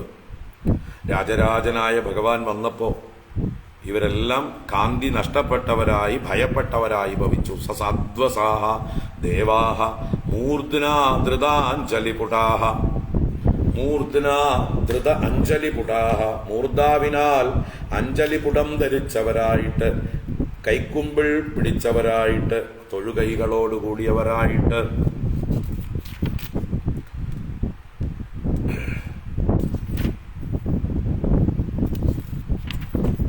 മൂർധ്നാധൃതാഞ്ജലിപുടാഹ ഉപതസ്തുഹു അദോക്ഷജം. അദോക്ഷജം ഉപതസ്തുഹു, അദോക്ഷജനെ ഉപാസിച്ചു, സ്തുതിച്ചു എന്നർത്ഥം. അദോക്ഷജൻ അക്ഷജന്യമായ അറിവുകൊണ്ട് അറിയാൻ കഴിയാത്തവൻ, ഇന്ദ്രിയങ്ങളെ കൊണ്ട് അറിയാൻ കഴിയാത്തവൻ അദോക്ഷജൻ. അപ്പൊ അദോക്ഷജനെ ഇവരെല്ലാം സ്തുതിച്ചു. ഇന്ദ്രിയങ്ങൾക്ക് വിഷയമല്ല, വാക്കിനും മനസ്സിനും വിഷയമല്ല. അങ്ങനെയുള്ള ഭഗവാനെ ഇവർ ഓരോരുത്തരും യഥാശക്തി സ്തുതിക്കുകയാണ്. ഉപാസിച്ചു എന്നാണ് ഉപതസ്തു. ഇവിടെ ഉപാസന സ്തുതി രൂപത്തിലാണ് ഉപാസന. അപ്യർവാകൃത്തയോ യസ്യ മഹിത്വാത്മഭുവാദയഃ യഥാമതി ഗൃണന്തി സ്മ കൃതാനുഗ്രഹ വിഗ്രഹം. യസ്യ മഹിതു അർവാകൃഷയഃ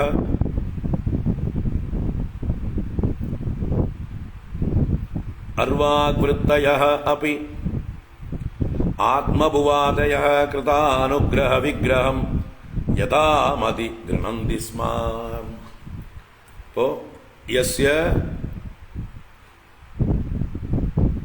മഹിതു എന്ന് പറഞ്ഞാൽ ആരുടെ മഹിമയിൽ, മഹിമാ വിഷയത്തിൽ എന്നർത്ഥം. ആരുടെ മഹിമാ വിഷയത്തില് അർവാകൃത്തയഃ അപി, അവരുടെ വൃത്തികൾ, മനോവൃത്തികൾ അർവാക്കാണ്. അർവാക്ക് എന്ന് പറഞ്ഞാൽ പിന്തിരിയുന്നത്. അർവാചീനം, അർവാക്ക്, അത് പിന്തിരിയുന്നത്, മടങ്ങുന്നത്, പ്രവേശിക്കാത്തത്. യതോ വാചോ നിവർത്തന്തേ അപ്രാപ്യ മനസാ സഹ എന്ന വേദമന്ത്രം ഓർക്കുക. ഏതൊരു ബ്രഹ്മതത്വത്തെക്കുറിച്ച് ചിന്തിക്കുമ്പോൾ മനസ്സ് മടങ്ങുന്നു, വാക്കുകൾ നിസ്സഹായമായി നിവർത്തിക്കുന്നുവോ, അതുകൊണ്ട് ഇവിടെ അർവാക് വൃത്തികൾ എന്ന് പറഞ്ഞു. വാക്കും അർവാക് വൃത്തിയാകുന്നു, മനസ്സും അർവാക് വൃത്തിയാകുന്നു. പിന്തിരിയുന്ന വൃത്തികൾ, പ്രവേശിക്കാത്ത വൃത്തികൾ, അങ്ങനെയുള്ള അർവാക് വൃത്തയഃ ആത്മഭുവാദയഃ, ആത്മഭൂ സ്വയംഭൂ ബ്രഹ്മദേവൻ, ആദയഃ എന്ന് പറഞ്ഞാൽ ആദികൾ, മഹാദേവൻ, ഇന്ദ്രൻ, ദക്ഷൻ മുതലായവർ എല്ലാവരും ആത്മഭുവാദയഃ കൃതാനുഗ്രഹ വിഗ്രഹം, കൃതാനുഗ്രഹ വിഗ്രഹം ഇവരോട് അനുഗ്രഹം ചെയ്തുകൊണ്ട് വിഗ്രഹം ധരിച്ചവൻ. അനുഗ്രഹ വിഗ്രഹം കൃതം, അനുഗ്രഹിക്കാൻ വേണ്ടി വിഗ്രഹത്തെ ധരിച്ചവൻ. വിഗ്രഹം എന്നാൽ ശരീരം, മൂർത്തി. ഇവിടെ എന്തിനു വേണ്ടി മൂർത്തിയെടുത്തു? ഇവരെ അനുഗ്രഹിക്കാൻ, ദക്ഷനെയും മറ്റുള്ളവരെയും അനുഗ്രഹിക്കാൻ വേണ്ടി രൂപമെടുത്തിറങ്ങി വന്നവൻ. കൃതാനുഗ്രഹ വിഗ്രഹം തം ദേവം, ആ ദേവനെ, മഹാവിഷ്ണുവിനെ യഥാമതി ഗൃണന്തി സ്മ, അവരവരുടെ ബുദ്ധിക്ക് അനുസരിച്ച് സ്തുതിച്ചു ത്രേ. ഓരോരുത്തരും സ്തുതിച്ചു. യഥാമതി, ഓരോരുത്തരുടെയും ബുദ്ധിക്ക് അനുസരിച്ച്. ഇപ്പൊ ഭഗവാനെ സ്തുതിക്കുന്നത് എല്ലാവർക്കും ആവാം, അവരവരെ കൊണ്ടാവും പോലെ, അവരവരുടെ ബുദ്ധിക്കും അറിവിനും അനുസരിച്ച് എന്നർത്ഥം. അപ്യർവാകൃത്തയോ യസ്യ മഹിത്വാത്മഭുവാദയഃ യഥാമതി ഗൃണന്തി സ്മ കൃതാനുഗ്രഹ വിഗ്രഹം ദക്ഷോ ഗൃഹീതാർഹണ സാധനോത്തമം യജ്ഞേശ്വരം വിശ്വസൃജാം പരം ഗുരും സുനന്ദനന്ദാദ്യനുഗൈർവൃതം മുദാ ഗൃണൻ പ്രപേദേ പ്രയതകൃതാഞ്ജലി.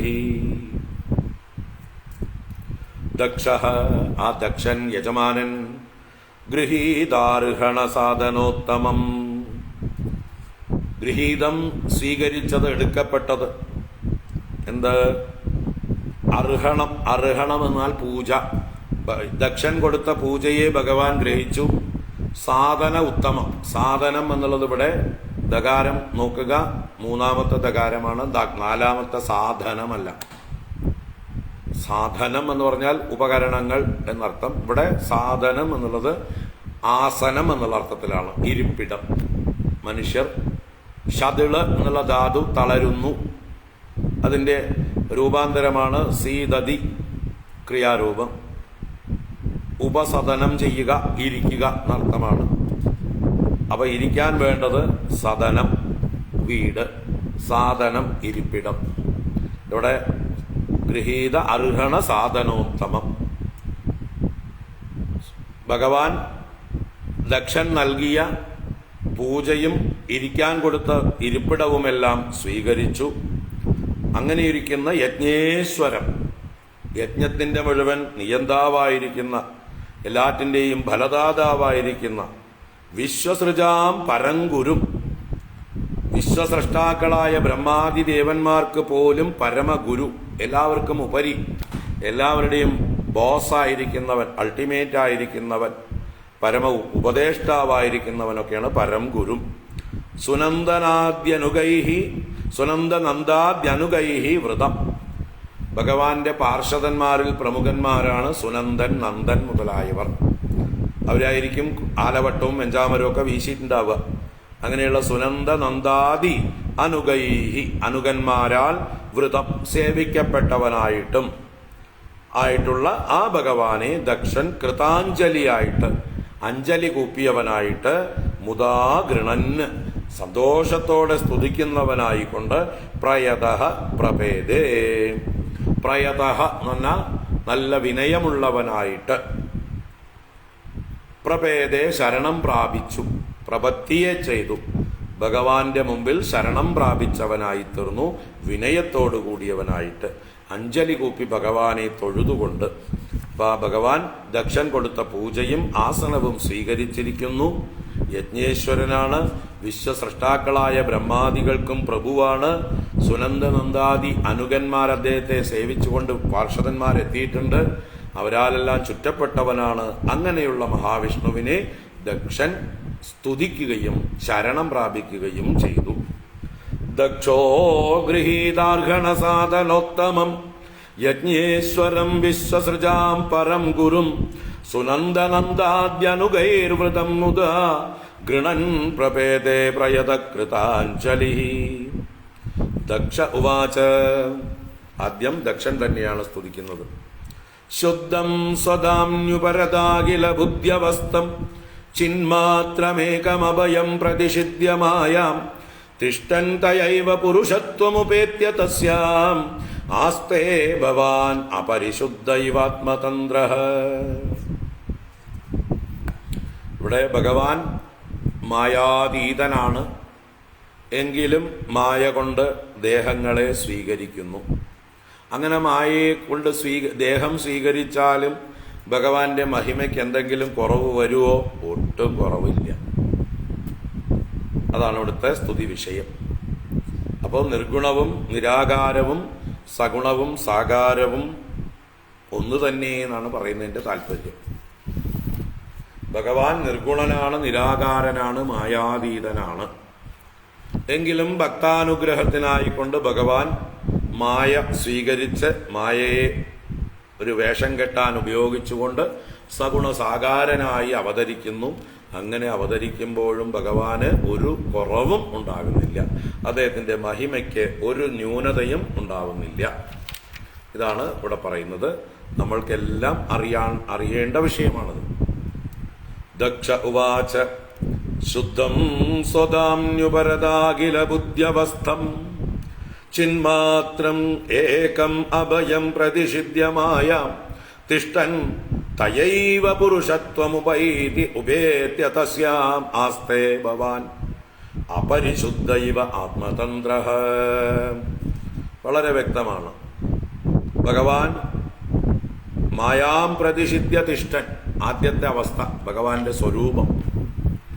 മായാം പ്രതിഷിദ്ധ്യ തിഷ്ടൻ, മായയെ നിഷേധിച്ച് സ്ഥിതി ചെയ്യുന്നവനാണ്. മായയ്ക്ക് അതീതനായി, മായയെ ആശ്രയിക്കാതെ സ്വതന്ത്രനായി നിൽക്കുന്നവനാണ്.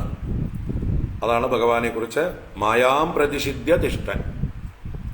അപ്പൊ എങ്ങനെയുള്ളതാണ് ഭഗവാന്റെ സ്വരൂപം? ശുദ്ധം സ്വധാംനി ഉപരത അഖില ബുദ്ധ്യവസ്ഥം. സ്വധാംനി സ്വന്തം മഹിമാവിൽ, സ്വന്തം ധാമത്തിൽ, ഉപരത അഖില ബുദ്ധ്യവസ്ഥം ഉപരതയായ അഖില ബുദ്ധ്യവസ്ഥയോടുകൂടിയവനും. ആ ഭഗവാന്റെ മഹിമയെക്കുറിച്ച് നമ്മൾ ബുദ്ധി കൊണ്ട് ചിന്തിക്കാൻ സാധ്യമല്ല.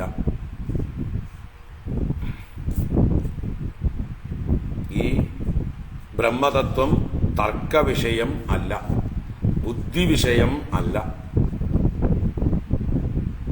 ബുദ്ധി കൊണ്ട് മറ്റൊരു വിഷയം അറിയുന്നത് പോലെ അറിയാൻ കഴിയുന്നതല്ല.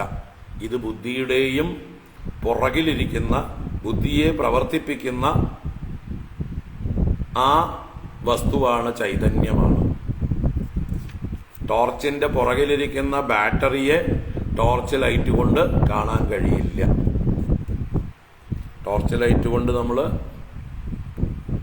പ്രകാശം എവിടേക്കാ? മുന്നോട്ടാണ്. അതിന്റെ പുറകിലുള്ള ബാറ്ററിയെ കാണാൻ അതിന് സാധിക്കില്ല. അതുപോലെയാണ് ബുദ്ധി കൊണ്ട് അറിയാൻ കഴിയുന്ന വിഷയമല്ല ഭഗവാൻ. അതാണ് ഇവിടെ പറഞ്ഞതിന്റെ അർത്ഥം. സ്വധാമനി ഉപരത അഖില ബുദ്ധി അവസ്ഥ. തന്റെ മഹിമാവിൽ ഉപരതമായ അഖില ബുദ്ധി അവസ്ഥയോട് കൂടിയവൻ എന്ന് പറയുമ്പോൾ ഇവിടെ ബുദ്ധിയുടെ എല്ലാ ചിത്തവൃത്തികളും അവസാനിച്ചവൻ എന്നും അർത്ഥം. സമാധിനിഷ്ഠൻ, യാതൊരു ചിത്തവൃത്തികളും ഇല്ലാത്തവൻ. ഭഗവാനും ചിത്തവൃത്തികളൊന്നുമില്ല. എന്തുകൊണ്ട്? ചിന്തിക്കാൻ വിഷയമില്ല, താനല്ലാതെ രണ്ടാമതൊരു വസ്തുവില്ല. തന്നിൽ നിന്ന് അന്യമായിട്ട് ചിന്തിക്കപ്പെടാനുള്ളതായിട്ടൊരു വിഷയം ഇല്ല. അതുകൊണ്ട് സമാധി എന്ന ഭാവം, ചിത്തവൃത്തികൾ ഉപരമിച്ചിരിക്കുന്ന ഭാവമാണ് ഭഗവാന്റെ അവസ്ഥ. ഉപരത അഖില ബുദ്ധ്യവസ്ഥം. ശുദ്ധം, തന്നിൽ നിന്ന് അന്യമായി കലർപ്പ് ഒന്നുമില്ല. ഭഗവാനിൽ യാതൊരു രണ്ടാമത്തെ വസ്തുവും കലർന്നിട്ടില്ല. പ്യുവറാണ് ഭഗവാൻ, പരിശുദ്ധനാണ്. രണ്ടാമതൊരു വസ്തുവാണ് മായം. ഏതൊരു വസ്തുവിലും അതല്ലാത്ത വസ്തു ചേർന്നാൽ അതിന്റെ ശുദ്ധി നഷ്ടപ്പെട്ടു. ഇവിടെ ഭഗവാനെ എന്താ പറയുക, ശുദ്ധമല്ലാതാക്കാൻ സെക്കൻഡായിട്ടൊരു വസ്തു ഇല്ല. ഏകമേവ അദ്വിതീയം ബ്രഹ്മ. അതുകൊണ്ട് നിത്യശുദ്ധമാണ് ബ്രഹ്മം. അങ്ങനെ ശുദ്ധവും മായാം പ്രതിഷിദ്ധ്യ, മായയെ പ്രതിഷേധിച്ച് നിരോധിച്ച് ചിന്മാത്രം, ജ്ഞാനസ്വരൂപം, ബോധസ്വരൂപം, പ്രകാശസ്വരൂപം, ചൈതന്യസ്വരൂപം എന്നൊക്കെ പറയാം. ചിന്മാത്രം, ഏകം, രണ്ടില്ലാത്ത, ഏകമേവ അദ്വിതീയം, രണ്ടില്ലാത്തതും, അഭയം, ഭയരഹിതമായിരിക്കുന്നതും. ഭയം എപ്പോഴാണ്? രണ്ടാമതുണ്ടാകുമ്പോഴാണ് ഭയം. തന്നിൽ നിന്ന് അന്യമായൊരു വസ്തു ഉള്ളപ്പോഴാണ് ഭയം. ദ്വിതീയാദ്വൈ ഭയം ഭവതി. രണ്ടുണ്ടെങ്കിലേ ഭയമുള്ളൂ. തന്നിൽ നിന്ന് നമുക്ക് നമ്മളെ പേടിയില്ല, അന്യരെ മാത്രമാണ് നമുക്ക് പേടിയുള്ളത്. ഇവിടെ അഭയം, ഏകമായതുകൊണ്ട് തന്നെ അഭയം, ഭയരഹിതമായിരിക്കുന്നതുമായിട്ടുള്ള യത് തിഷ്ഠൻ, ഏതൊന്ന് അങ്ങനെ ഇരിക്കുന്നുവോ, സ്വതന്ത്രമായിരിക്കുന്നുവോ, ആ വസ്തു തയായേവ. ഇവിടെ തയായേവ എന്ന് പറഞ്ഞാൽ പ്രതിഷിദ്ധ്യമായാമെന്ന് പറഞ്ഞിട്ടാണ് തയായേവ. അപ്പൊ ആ മായയെ തന്നെ, ആ മായയെ തന്നെ, തന്റെ ഇച്ഛാശക്തിയായ മായയെ തന്നെ സ്വീകരിച്ച് പുരുഷത്വം ഉപേത്യ, ഒരു പുരുഷന്റെ ഭാവത്തെ, മനുഷ്യ ശരീരത്തെ അല്ലെങ്കിൽ ഏതെങ്കിലും ഒരു രൂപത്തെ സ്വീകരിച്ചിട്ട് ആത്മതന്ത്രം, സ്വതന്ത്രനായിരിക്കുന്ന അങ്ങ്, ഭവാൻ അപരിശുദ്ധ ഇവ തസ്യാമാസ്തെ, അങ്ങ് അപരിശുദ്ധൻ എന്നതുപോലെ, സാധാരണ മലിനന്മാരായിരിക്കുന്ന നമ്മളെ പോലെ, മൂന്ന് ഗുണങ്ങൾ കൊണ്ട് മലിനമായിരിക്കുന്നവരാണ് നമ്മൾ. സത്വം, രജസ്, തമസ് എന്നുള്ള ഗുണമാലിന്യങ്ങളുള്ളവരാണ് നമ്മൾ. ആ നമ്മളെ പോലെ അപരിശുദ്ധ ഇവ തസ്യാം ആസ്തെ, ആ മായയിൽ ഇരിക്കുന്നു എന്ന് പറഞ്ഞാൽ മായ കൊണ്ട് ശരീരമെടുത്ത് സ്വയം പ്രകാശിക്കുന്നു. അപ്പൊ മായ കൊണ്ട് ശരീരമെടുത്ത ഭഗവാനിൽ നമ്മൾക്കുള്ള പോലെയുള്ള ഗുണങ്ങളാകുന്ന സത്വം, രജസ്, തമസ് മുതലായ ഗുണങ്ങളാകുന്ന കളങ്കങ്ങളുണ്ട് എന്ന് നമ്മൾ കരുതുകയാണ്. നമുക്ക് നമ്മുടെ തലത്തിലല്ലേ ചിന്തിക്കാൻ കഴിയുള്ളൂ. നമ്മളുണ്ടോ? ഭഗവാന്റെ തലം കണ്ടിരിക്കുന്നു. കിണറ്റിൽ കിടക്കുന്ന തവളയ്ക്ക് സമുദ്രത്തിന്റെ വലിപ്പം എങ്ങനെ അറിയാൻ കഴിയും? അതുകൊണ്ട് കിണറ്റിൽ കിടക്കുന്ന തവള കിണറ്റിന്റെ വലിപ്പത്തിൽ മാത്രമേ അതിന്റെ ബുദ്ധി പ്രവർത്തിക്കുള്ളൂ. അതുപോലെയാണ് നമ്മൾ ഇവിടെ, നമ്മുടെ അവസ്ഥയാണ് ഭഗവാന്റെ അവസ്ഥയുമെന്ന് കരുതിക്കൊണ്ടിരിക്കുന്നു. ഭഗവാൻ ഗീതയിൽ അത് പറയുന്നുണ്ട്. അവജാനന്തിമാം മൂഢാഹ മാനുഷീം തനുമാശ്രിതം പരംഭാവമജാനന്ദ മമ ഭൂതമഹേശ്വരം. അവജാനന്തിമാം മൂഢാഹ, മൂഢന്മാർ, മോഹിതരായിരിക്കുന്നവർ, മായ കൊണ്ട് മോഹിതരായ മൂഢന്മാർ എന്നെ അവഗണിക്കുന്നു. എങ്ങനെയായിട്ട്?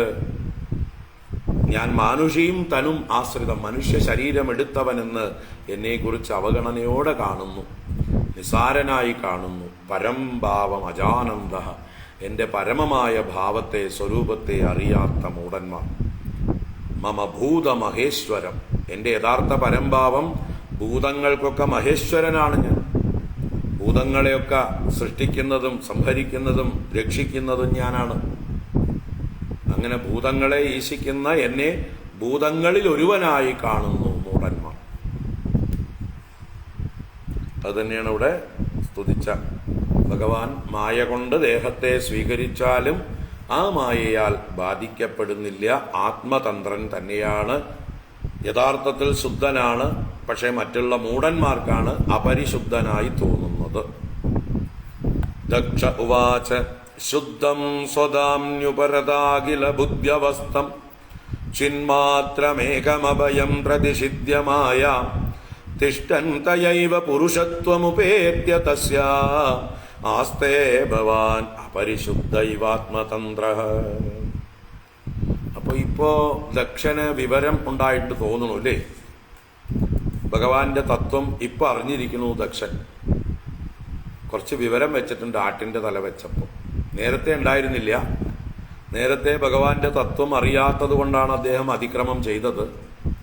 ഇപ്പതാ ഭഗവാന്റെ തത്വം അറിഞ്ഞുകൊണ്ട് ഭഗവാനെ സ്തുതിക്കുന്നു. ഇതാണ് ദക്ഷനിലുണ്ടായ മാറ്റം. പവർ മാൾട്ട് കഴിക്കുന്നതിന് മുമ്പ്, കഴിച്ചതിന് ശേഷം എന്ന് പറഞ്ഞ് പരസ്യം പറയും പോലെ ഇവിടെ ഭഗവാനാൽ ശിരച്ഛേദം ചെയ്യപ്പെടുന്നതിന് മുമ്പ്, ആട്ടിന്റെ തല വെച്ചതിന് ശേഷം ദക്ഷനിലുണ്ടായ മാറ്റം. നല്ല ബുദ്ധി വെച്ചു. ഭഗവാന്റെ തത്വം അറിഞ്ഞുകൊണ്ടാണ് ഇപ്പോൾ സ്തുതിച്ചത്. ഈ തത്വം അറിഞ്ഞിരുന്നെങ്കിൽ മഹാദേവനെയും നിന്ദിക്കുമായിരുന്നില്ല. കാരണം മഹാദേവനും ഈ ഭഗവാനും തമ്മിൽ ഒട്ടും ഭേദമില്ല. കാരണം ഏകമായിട്ടുള്ളൊരു വസ്തുവേ ഉള്ളൂ, ശുദ്ധമായൊരു വസ്തുവേ ഉള്ളൂ. അതുതന്നെയാണ് മഹാദേവ രൂപത്തിലും ബ്രഹ്മാവിൻ്റെ രൂപത്തിലും വിഷ്ണുവിൻ്റെ രൂപത്തിലും എല്ലാ രൂപങ്ങളിലും പ്രകാശിക്കുന്നത്. അത് കിട്ടേണ്ടത് കിട്ടിയപ്പോൾ ശരിയായി അല്ലേ? ശുദ്ധം സ്വദാമ്യുപരതാഖില ബുദ്ധ്യവസ്ഥം ചിന്മാത്രമേകമഭയം പ്രതിഷിധ്യമായാം തിഷ്ഠന്തയൈവ പുരുഷത്വമുപേത്യ തസ്യാം ആസ്തേ ഭവാൻ അപരിശുദ്ധൈവാത്മതന്ത്രഃ. ഋത്വിജ ഊചുഃ. ഋത്വിക്കുകൾ പറഞ്ഞു. അവിടെയുള്ള പുരോഹിതന്മാർക്ക് വിവരം വെച്ചോ നോക്കാം. തത്വം നതേ വയം അനഞ്ജന രുദ്രശാപാത് കർമ്മണ്യവഗ്രഹതിയോ ഭഗവൻ വിദാമഃ ധർമ്മോപലക്ഷണമിതം ത്രിവൃദദ്വരാക്യം ജ്ഞാതം യദർത്ഥമതിദൈവമതോ വ്യവസ്ഥാഃ. ഋത്വിജഃ ഊചുഃ. ഋത്വിക്കുകൾ പറഞ്ഞു. എന്താ ഋത്വിക്കുകൾ പറയുന്നത്? തത്വം നതേ വയം അനഞ്ജന രുദ്രശാപാത് കർമ്മണ്യവഗ്രഹതിയോ ഭഗവൻ വിദാമഃ. തേ തത്വം ന വിദാമഃ. ഭഗവാനെ നോക്കി പറയണ, അല്ലയോ ഭഗവാനെ, അങ്ങയുടെ തത്വം ഞങ്ങൾക്ക് അറിയില്ലായിരുന്നു. ന വിദാമഃ ന വിദ്മഃ. വയം ന വിദ്മഃ. വിദാമഃ എന്നുള്ളത് വിദ്മഃ എന്നുള്ളതിൻ്റെ ഒരു ഛാന്ദസ ഭേദമാണ്. ന വിദ്മഃ. ഞങ്ങൾ അറിയുന്നില്ല അങ്ങയുടെ തത്വം. അങ്ങ് എങ്ങനെയുള്ളവനാണ്? അനഞ്ജന. അനഞ്ജന എന്ന് പറഞ്ഞാലോ നിരഞ്ജന എന്ന് തന്നെയാണ് അർത്ഥം. അഞ്ജനം ഇല്ലാത്തവൻ. അഞ്ജനം എന്ന് പറഞ്ഞാല് അഴുക്ക്, കറ ഒക്കെ അഞ്ജനമാണ്. ഇവിടെ അനഞ്ജനൻ നിരഞ്ജനൻ എന്ന് പറഞ്ഞാൽ ഒരു അഴുക്കും ഇല്ലാത്തവൻ, പരിശുദ്ധൻ എന്നർത്ഥം. അപ്പൊ ഒന്നിനോടും ഒട്ടലില്ലാത്ത പരിശുദ്ധനായിരിക്കുന്ന ഹേ ഭഗവൻ, എല്ലാ ഗുണങ്ങളും തികഞ്ഞിരിക്കുന്ന ഭഗവാനെ, രുദ്രശാപാത് തേ തത്വം വയം ന വിദാമഃ. എന്തുകൊണ്ട്? കർമ്മണി അവഗ്രഹതിയഃ. രുദ്രശാപാത് കാരണം പറയാണ്, രുദ്രശാപം ഹേതുവായിട്ട്. ഇവിടെ രുദ്രശാപം എന്ന് പറഞ്ഞത് നന്ദികേശ്വര ശാപം. ആ പ്രജാപതികളുടെ സത്രത്തിൽ വെച്ച് ദക്ഷൻ ഭഗവാനെ ശപിച്ചപ്പോൾ നന്ദികേശ്വരൻ എഴുന്നേറ്റ് ഈ എന്താ പറയുക ദക്ഷപക്ഷപാതികളെ ശപിച്ചു. നിങ്ങൾ കർമ്മടന്മാരായി പോകട്ടെ, മന്ദബുദ്ധികളായി പോകട്ടെ എന്നൊക്കെ പറഞ്ഞ് ശപിച്ചത് ഓർമ്മയുണ്ടോ? അപ്പോൾ ഇവിടെ രുദ്രശാപം, രുദ്രപാർഷദ ശാപം, നന്ദികേശ്വര ശാപം കൊണ്ട് കർമ്മടന്മാരായി പോയി ഞങ്ങള്. കർമ്മണി അവഗ്രഹതിയഃ വയം. കർമ്മണി കർമ്മത്തിൽ, അവഗ്രഹതിയഃ അവഗ്രഹം എന്ന് പറഞ്ഞാല് വാസ്തവ ബുദ്ധി, ദുരാഗ്രഹ ബുദ്ധി എന്നൊക്കെ അർത്ഥമാണ്. കർമ്മത്തിൽ മുഴുകിയ ദുരാഗ്രഹത്തോടുകൂടിയ ബുദ്ധി. അങ്ങനെയുള്ള ഞങ്ങൾക്ക് അങ്ങയുടെ തത്വം വിസ്മരിച്ചു പോയി. അങ്ങയുടെ മാഹാത്മ്യം ഞങ്ങൾ അറിയാതെ പോയി. ഞങ്ങൾ അറിയുന്നില്ല തത്വം. യദർത്ഥം അതിദൈവം അധോ വ്യവസ്ഥാഃ അദ്വരാക്യം ധർമ്മോപലക്ഷണം ത്രിവൃത് ഇദം ജ്ഞാതം. യദർത്ഥം, ഏതൊന്നിനു വേണ്ടിയാണോ, ഏതൊരു തത്വം അറിയാൻ വേണ്ടിയിട്ടാണോ യജ്ഞങ്ങളൊക്കെ നിർണയിക്കപ്പെട്ടിരിക്കുന്നത് എന്നർത്ഥം. യദർത്ഥം അതിദൈവം അധോ വ്യവസ്ഥാഃ, അതിദൈവം ദേവതകളോട് കൂടിയതായിട്ടുള്ള അധോ വ്യവസ്ഥാഃ, ഈ വ്യവസ്ഥകൾ, എന്തിന്റെ വ്യവസ്ഥകൾ? യാഗയജ്ഞങ്ങളുടെ വ്യവസ്ഥകൾ നിശ്ചയിക്കപ്പെട്ടിരിക്കുന്നു. അദ്വരാക്യം ധർമ്മോപലക്ഷണം, അദ്വരം യാഗം, അദ്വരാക്യം യാഗം എന്ന പേരോടുകൂടിയ ധർമ്മ ഉപലക്ഷണം, ധർമ്മത്തെ വർദ്ധിപ്പിക്കുന്ന ഉപായം. അപ്പോ യാഗം എന്നുള്ളത് ധർമ്മം വർദ്ധിപ്പിക്കുവാനുള്ള മാർഗമാണ്, ഭഗവത് തത്വമറിയാനുള്ള ഉപായമാണ്. എന്നാൽ ഞങ്ങളത് മറന്നു.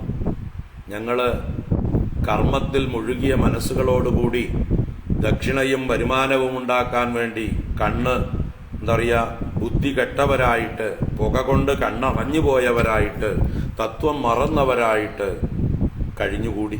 ഇപ്പതാ ത്രിവൃത് ഇദം ജ്ഞാതം. ത്രിവൃത്ത് എന്ന് പറഞ്ഞാൽ ഇവിടെ 3 വേദങ്ങളാൽ പറയപ്പെട്ടതായിട്ടുള്ള ഈ ഇദം എന്ന് പറഞ്ഞാൽ ഈ വിഷയം, ഈ യാഗം, അത് ജ്ഞാതം എന്നറിയപ്പെട്ടു. അപ്പോ മാത്രമല്ല ത്രിവൃത്ത് എന്നുള്ളത് കൊണ്ട് ബ്രഹ്മ വിഷ്ണു രുദ്ര ഭാവത്തിൽ 3ആയി പിരിഞ്ഞിരിക്കുന്നത് അങ്ങ് തന്നെയാണെന്നും അറിയപ്പെട്ടു എന്നും ഇവിടെ അർത്ഥം സൂചിപ്പിക്കപ്പെടും. 3 വേദങ്ങളാൽ നിശ്ചയിക്കപ്പെട്ടിരിക്കുന്ന യാഗങ്ങളും അതിൻ്റെ തത്വവും ഞങ്ങൾ അറിഞ്ഞു. 3 മൂർത്തികളായിരിക്കുന്ന അങ്ങയുടെ തത്വവും ഞങ്ങൾ അറിഞ്ഞു. അപ്പൊ മുമ്പ് ഞങ്ങൾക്ക് അവിവേകം ബാധിച്ചിരുന്നു. ആ നന്ദികേശ്വരന്റെ ശാപം കൊണ്ട് കർമ്മങ്ങളിൽ മുഴുകിയവരായിപ്പോയി, ബുദ്ധി കെട്ടവരായിപ്പോയി. ക്ഷമിക്കണം എന്നാണ് അതിന്റെ താല്പര്യം. ഋത്വിജഃ ഊജുഃ തത്വം ന ദേവയമനഞ്ജന രുദ്രശാപാത് കർമ്മണ്യവഗ്രഹധിയോ ഭഗവൻ വിദാമഹ ജ്ഞാതം യദർത്ഥമതിദൈവമതോ വ്യവസ്ഥാഃ ധർമ്മോപലക്ഷണമിദം ത്രിവൃതദ്വരാക്യം ജ്ഞാതം യദർത്ഥമതിദൈവമതോ വ്യവസ്ഥാഃ. എല്ലാവർക്കും വിവരം വെച്ച് വരുന്നുണ്ട്. സദസ്യാവൂജുഃ, ആ സദസ്സിലിരിക്കുന്ന ശ്രേഷ്ഠന്മാരായ ആളുകൾ പറഞ്ഞു. ഉൽപത്യധ്വന്യശരണി ഉരുക്ലേശദുർഗേന്ദഗോഗ്രവ്യാളാന്വിഷ്ടേ വിഷയമൃഗതൃഷ്ണാത്മഗേഹോരുപാരഃ ദ്വന്ദ്വശ്വബ്രേകമൃഗഭയേ ശോകദാവേജ്ഞസാർത്ഥഃ പാദൗകസ്തേ ശരണത കഥാ യാതി കാമോപസൃഷ്ടഃ.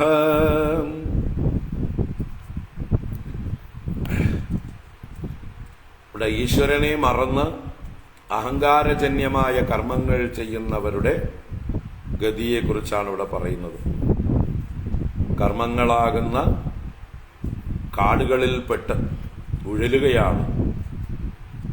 വലിയൊരു കാട്ടിലകപ്പെട്ടു ഞാനും വഴിയും കാണാതെ ഉഴലുമ്പോൾ വഴിയെ നേർവഴി അരുളേണം നാഥ തിരുവൈക്കം വാഴും ശിവശംഭോ എന്ന് പറയും പോലെ ഇവിടെ ഞങ്ങൾ വഴിതെറ്റിപ്പോയി, ഈ കർമ്മകാണ്ഡങ്ങളാകുന്ന കാട്ടിൽ പെട്ടുപോയി.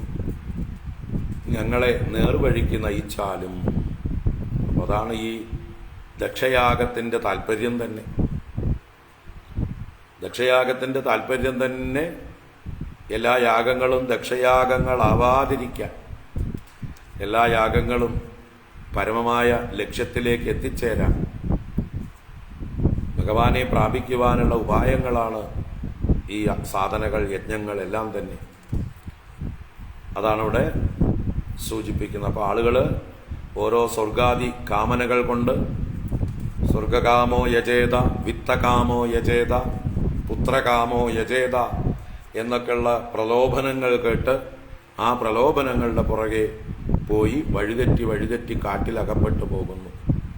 10 കിട്ടുകിൽ 100 മതിയെന്നും 100 സഹസ്രം മതിയെന്നും 1000 പണം കയ്യിലുണ്ടാകുമ്പോൾ അയിതമാകിൽ ആശ്ചര്യമെന്നത് ഇങ്ങനെ പോകുന്നു ഓരോരുത്തരുടെ ചിന്തകൾ. അങ്ങനെ എന്താ പറയുക, ഭഗവാൻ ഗീതയിൽ പറയുന്ന കാമാത്മാനഃ സ്വർഗപരാഹ ജന്മകർമ്മ ഫലപ്രദാം ക്രിയാവിശേഷ ബഹുളാം ഭോഗൈശ്വര്യഗതിം പ്രതി ഭോഗൈശ്വര്യ പ്രസക്താനാം തയാ അപഹൃത ചേതസാം വ്യവസായാത്മികാ ബുദ്ധി സമാദൗ ന വിധീയതേ. അവർക്ക് ഈ ലക്ഷ്യത്തിലെത്താൻ പറ്റില്ല. അവർ ഒരുപാട് വഴിതെറ്റി കാട്ടിൽ അകപ്പെട്ടു പോയി.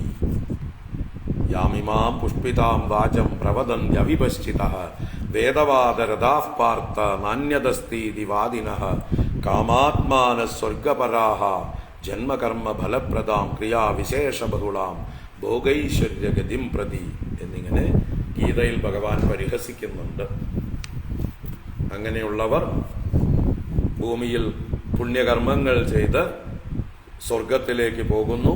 പുണ്യം ക്ഷയിക്കുമ്പോൾ വീണ്ടും ഭൂമിയിലേക്ക് വരുന്നു. ക്ഷീണേ പുണ്യേ മർത്യലോകം വിശന്തി ഏവം ത്രയീധർമ്മമനുപ്രപന്നാഃ ഗദാഗതം കാമകാമാ ലഭന്തേ. കാമകാമന്മാർ ഗദാഗതം ലഭന്തേ. വിഷയങ്ങളെ ആഗ്രഹിക്കുന്നവർ ഇവിടെ കിടന്ന് കറങ്ങിക്കൊണ്ടിരിക്കുന്നു.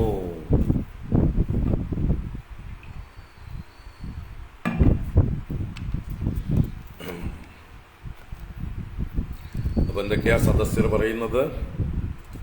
ഉത്പത്യധ്വന്യശരണ ഉരുക്ലേശ ദുർഗേന്ദഗോഗ്ര വ്യാളാന്വിഷ്ടേ വിഷയമൃഗതൃഷ്ണാത്മകേ ഹേരുബാരഃ ദ്വന്ദ്വശ്വബ്രേ ഖഗമൃഗഭയേ ശോകദാവേജ്ഞസാർത്തഃ പാദൗകസ്തേ ശരണത കദായാതി കാമോപസൃഷ്ടഃ. 4ാമത്തെ വരിയിൽ ശരണത എന്ന് ഭഗവാനെ സംബോധന ചെയ്യണം. ഹേ ശരണത, ശരണം ദാനം ചെയ്യുന്നവനെ, ശരണം നൽകുന്നവനെ പറഞ്ഞുകൊണ്ട് രക്ഷക എന്ന് വിളിച്ചുകൊണ്ട് പറയണ്. ഉൽപ്പത്തി അശരണേ. അശരണേ എന്ന് പറഞ്ഞാലോ ശരണമില്ലാത്തത്, അഭയസ്ഥാനമില്ലാത്തത്, വിശ്രമസ്ഥാനങ്ങൾ പോലും ഇല്ലാത്തത്, ഒരു തണല് പോലുമില്ല ഒരു മരുഭൂമിയിലൂടെ പോകുമ്പോൾ. അങ്ങനെയുള്ളൊരു യാത്രയാണ് ഈ സംസാരത്തിലൂടെയുള്ള യാത്ര. അതാണ് ഉൽപ്പത്തി അധ്വനി, ഉൽപ്പത്തിയാകുന്ന അധ്വനി. ഉൽപ്പത്തി എന്ന് പറഞ്ഞാൽ ഭവം, സംസാരം. അധ്വാ മാർഗം, അധ്വനി മാർഗത്തിൽ. അപ്പൊ സംസാര മാർഗത്തിൽ സഞ്ചരിക്കുന്നവർ, അത് അശരണമാണ് ഈ മാർഗം. ഒരിടത്തും ഒരു അഭയമില്ല, ഒരു നിഴൽ പോലും വിശ്രമിക്കാൻ കയറി നിൽക്കാനില്ല, ഒരു തുള്ളി വെള്ളം പോലും വഴിയിൽ കിട്ടാനില്ല. അതുപോലെയുള്ള ഒരു യാത്രയാണ് ഈ സംസാരത്തിലൂടെയുള്ള യാത്ര. ഉൽപ്പത്തി അധ്വനി അശരണേ, ശരണരഹിതമായിട്ടുള്ള ഉരുക്ലേശ ദുർഗേ. ഇത് ദുർഘടം പിടിച്ച വഴിയാണ്. ഉരുക്ലേശങ്ങളുള്ളതാണ്, ബഹുക്ലേശങ്ങൾ, പലതരത്തിലുള്ള ക്ലേശങ്ങൾ. വഴിനീള കുണ്ടും കുഴിയും വലിയ മലകളും കുന്നുകളും നദികളും, അല്ലേ, കല്ലും മുള്ളും കാടുകളും വന്യമൃഗങ്ങളും ക്രൂരജന്തുക്കളും ക്ഷുദ്രജന്തുക്കളും കള്ളന്മാരും കൊള്ളക്കാരും ഒക്കെ നിറഞ്ഞതാണ് ഈ മാർഗം. അതാണ് ഉരുക്ലേശ ദുർഗേ, വളരെയധികം ക്ലേശങ്ങൾ നൽകുന്ന ദുർഘടമായ മാർഗം. അങ്ങനെയുള്ള അന്തകോഗ്രവ്യാളാന്വിഷ്ടേ, അന്തകനാകുന്ന ഉഗ്രവ്യാളം, പെരുമ്പാമ്പ് വഴിയിലുണ്ട്. എപ്പോഴാ വീണ് നമ്മളെ പിടിക്കാന്നറിയില്ല. അന്തകനാകുന്ന ഉഗ്രവ്യാള അന്വിഷ്ടേ, അന്വിഷ്ടം എന്ന് പറഞ്ഞാൽ ചേർന്നത്, അന്വയിക്കപ്പെട്ടത്. അപ്പൊ വലിയ സർപ്പങ്ങൾ, വ്യാളങ്ങൾ നിറഞ്ഞതും ഉഗ്രകാലം പാമ്പ് വഴിയിലുണ്ട്. കാലനാകുന്ന പാമ്പ് തന്നെയാണ്. ദ്വന്ദ്വശ്വബ്രേ, സ്വബ്രം എന്ന് പറഞ്ഞാല് കുഴികൾ, കുണ്ടുകൾ എന്നൊക്കെ അർത്ഥമാണ്. ദ്വന്ദ്വശ്വബ്രങ്ങൾ എന്ന് പറഞ്ഞാൽ ദ്വന്ദ്വങ്ങളാകുന്ന കുഴികളോട് കൂടിയത്. ശീതം ഉഷ്ണം, മഴ വെയില്, മാനം അപമാനം, സുഖം ദുഃഖം, ലാഭം നഷ്ടം, ഇങ്ങനെ വിവിധങ്ങളായ ഓപ്പോസിറ്റ്സുകളെ കൊണ്ട്, ദ്വന്ദ്വങ്ങളെ കൊണ്ട് നിറഞ്ഞ കുണ്ടും കുഴികളുമാണ് വഴിനീളെ. ദ്വന്ദ്വശ്വബ്രേ ഖല മൃഗഭയേ, ഖല മൃഗങ്ങൾ എന്നാൽ ദുഷ്ടമൃഗങ്ങൾ, ദുഷ്ടമൃഗങ്ങളെ കൊണ്ട് ഭയത്തോടു കൂടിയതും. ശോകദാവേ, ശോകം ദുഃഖമാകുന്ന കാട്ടുതീയോടുകൂടിയതും നീറുന്ന ദുഃഖിപ്പിക്കുന്ന കാട്ടുതീ വഴിനീളയുണ്ട്. ശോകദാവേ ദുഃഖമാകുന്ന കാട്ടുതീയോടുകൂടിയതും അങ്ങനെയുള്ള ഉൽപ്പത്യധ്വനി, ആ ഉൽപ്പത്യദ്വാവിനെ വർണ്ണിച്ചതാണ് ഇതെല്ലാം. സംസാരമാർഗം, ആ സംസാരമാർഗത്തിൽ വിഷയമൃഗതൃഷ്ണ ആത്മഗേഹോരുഭാര. ഇനി ഒറ്റയ്ക്ക വെറുതെ ഭാരമില്ലാതെ നടക്കുകയല്ല, തലയ്ക്ക് വലിയ ഭാരവും ചുമന്നിട്ടുണ്ട്. ഈ വഴിക്ക് കഷ്ടം പിടിച്ച വഴി കൂടെ പോകുന്ന കയ്യും വീശിയല്ല പോകുന്നത്, വലിയ ഭാരം ചുമന്നും തളരുന്നുണ്ട്. ഏതൊക്കെ ഭാരം? വിഷയമൃഗതൃഷ്ണാത്മഗേഹോരുഭാര. വിഷയങ്ങളാകുന്ന മൃഗതൃഷ്ണ, ദാഹം, ഇല്ലാത്ത മോഹങ്ങൾ, ഇല്ലാത്ത വിഷയങ്ങളോടുള്ള മോഹങ്ങൾ. അപ്പൊ വിഷയമൃഗതൃഷ്ണ നിമിത്തം അത് ശരീരാഭിമാനം, ആത്മഗേഹ ഉരുഭാര. അതുപോലെ ഗൃഹാഭിമാനം, ആത്മാ ഗേഹം ഗൃഹം. അപ്പൊ ഗൃഹത്തിലുള്ളതായിട്ടുള്ള ഭാര്യ, മക്കള്, സ്വത്തുക്കള് മുതലായതോടുള്ള അഭിമാനമാകുന്ന ഭാരം. ഇതൊക്കെ ഭാരമാണ്. ഈ ഭാരവും ചുമന്നുകൊണ്ടാണ് വിഷയമൃഗതൃഷ്ണയും ശരീരാഭിമാനവും ഗൃഹാദികളിലുള്ള അഭിമാനവുമാകുന്ന ഭാരം ചുമന്നുകൊണ്ടും കാമോപസൃഷ്ട, കാമത്താൽ സ്പർശിക്കപ്പെട്ടവനായി, കാമത്താൽ ബാധിക്കപ്പെട്ടവനായി, പ്രേരിപ്പിക്കപ്പെട്ടവനായി, പ്രചോദിപ്പിക്കപ്പെട്ടവന്. കാമനാണ് നമ്മളെ പുറകിൽ നിന്ന് തള്ളുന്നത്. ഓടിക്കോ ഓടിക്കോ, മുന്നോട്ട് പോയാൽ അത് കിട്ടും ഇത് കിട്ടും എന്ന് പറഞ്ഞ് നമ്മളോട് പ്രേരിപ്പിക്കുന്നത് കാമനാണ്. അപ്പൊ കാമത്താൽ പ്രേരിപ്പിക്കപ്പെട്ടവനായി കാമോപസൃഷ്ട അജ്ഞസാർത്ഥ. അജ്ഞസാർത്ഥ, അജ്ഞന്മാരുടെ സാർത്ഥം കൂട്ടം. അജ്ഞാനാം സാർത്ഥ അജ്ഞസാർത്ഥ, മൂഢന്മാരുടെ കൂട്ടം. ഈ ലോകത്തിൽ കാണുന്ന കൂട്ടം തന്നെ. അജ്ഞസാർത്ഥ മൂഢജനസമൂഹം. കഹ തേ പാദൗ കഥാ ആയാതി. എപ്പോഴാണ്? കഥാ തേ പാദൗ, കഹ ഏതൊരുവൻ, കഹ അജ്ഞസാർത്ഥ എന്ന് പറഞ്ഞാൽ ഏതൊരു മൂഢ സമൂഹമാണ് തേ പാദൗ അങ്ങയുടെ രണ്ട് പാദങ്ങളെ കഥാ ആയാതി ശരണം പ്രാപിക്കുന്നത്. വാസ്തവത്തിൽ ശരണത എന്നാ വിളിച്ചത്. ശരണതനാണ് അങ്ങ്.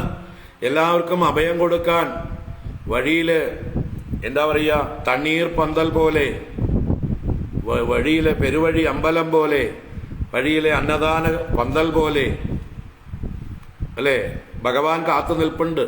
പക്ഷെ ആ ഭഗവാനെ കാണുന്നില്ല ആരും.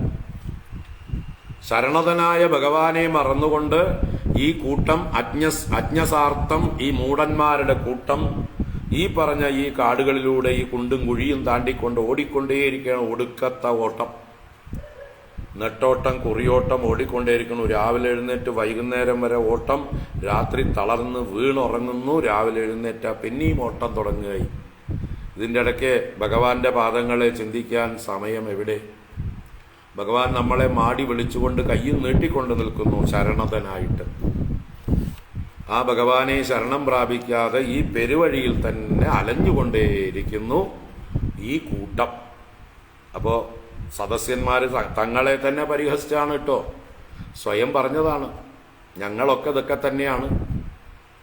കേൾക്കുന്ന നമ്മളും കൂട്ടത്തിൽ പെടുവോ എന്ന് നോക്കുക, പെട്ടിട്ടുണ്ടോ എന്ന് നോക്കുക. ഉണ്ടെങ്കിൽ ശരണതനായ ഭഗവാൻ നമ്മളെ വിളിക്കുന്നു, കാത്തു നിൽക്കുന്നു. ഓർക്കുക, അനിത്യമസുഖം ലോകം ഇമം പ്രാപ്യ ഭജസ്വമാം. ഭഗവാൻ വിളിക്കുകയാണ് നമ്മളെ. അനിത്യമസുഖം ലോകം. ഈ ലോകത്തിന്റെ പുറകെ പോയിട്ട് നിങ്ങൾക്ക് നിത്യമായിട്ടുള്ള ഒന്നും കിട്ടാൻ പോകുന്നില്ല. നിങ്ങൾക്ക് സുഖവും കിട്ടാൻ പോകുന്നില്ല. വെറുതെ എന്തിനാ കഷ്ടപ്പെടുന്നത്? സുഖവും നിത്യതയും വേണോ? എൻ്റെ അടുത്തേക്ക് വരൂ. ഇമം പ്രാപ്യ ഭജസ്വമാം. Come to me, come to me എന്ന് ഭഗവാൻ രണ്ട് കൈയും നീട്ടി മാടി വിളിക്കുന്നു നമ്മളെ. പക്ഷെ നമ്മളുണ്ടോ കേൾക്കുന്നു? നമുക്ക് വേറെ പല തിരക്കുകളാണ്, നമുക്ക് വേറെ പല യാഗങ്ങളാണ്.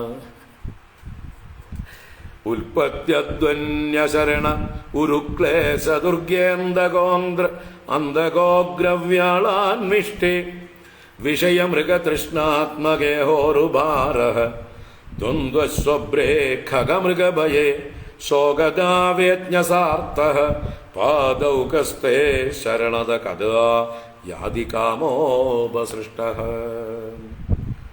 നമുക്ക് ബാക്കി നാളെ തുടരാം. രുദ്ര ഉവാച, ഭഗവാന്റെ വാക്കുകൾ നാളെ കേൾക്കാം. നാളെ 24 തീയതി അല്ലേ?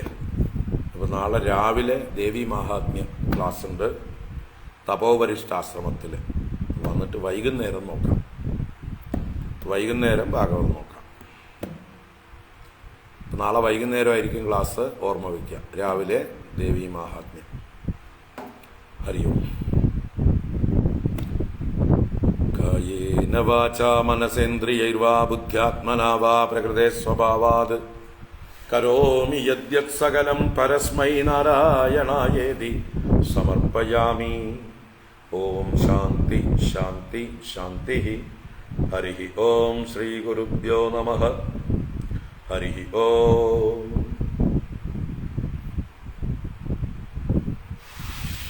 നാരായണ നാരായണ. ഹരി ഓം. ഹരി ഓം. നാളെ വൈകിട്ട് കാണാം.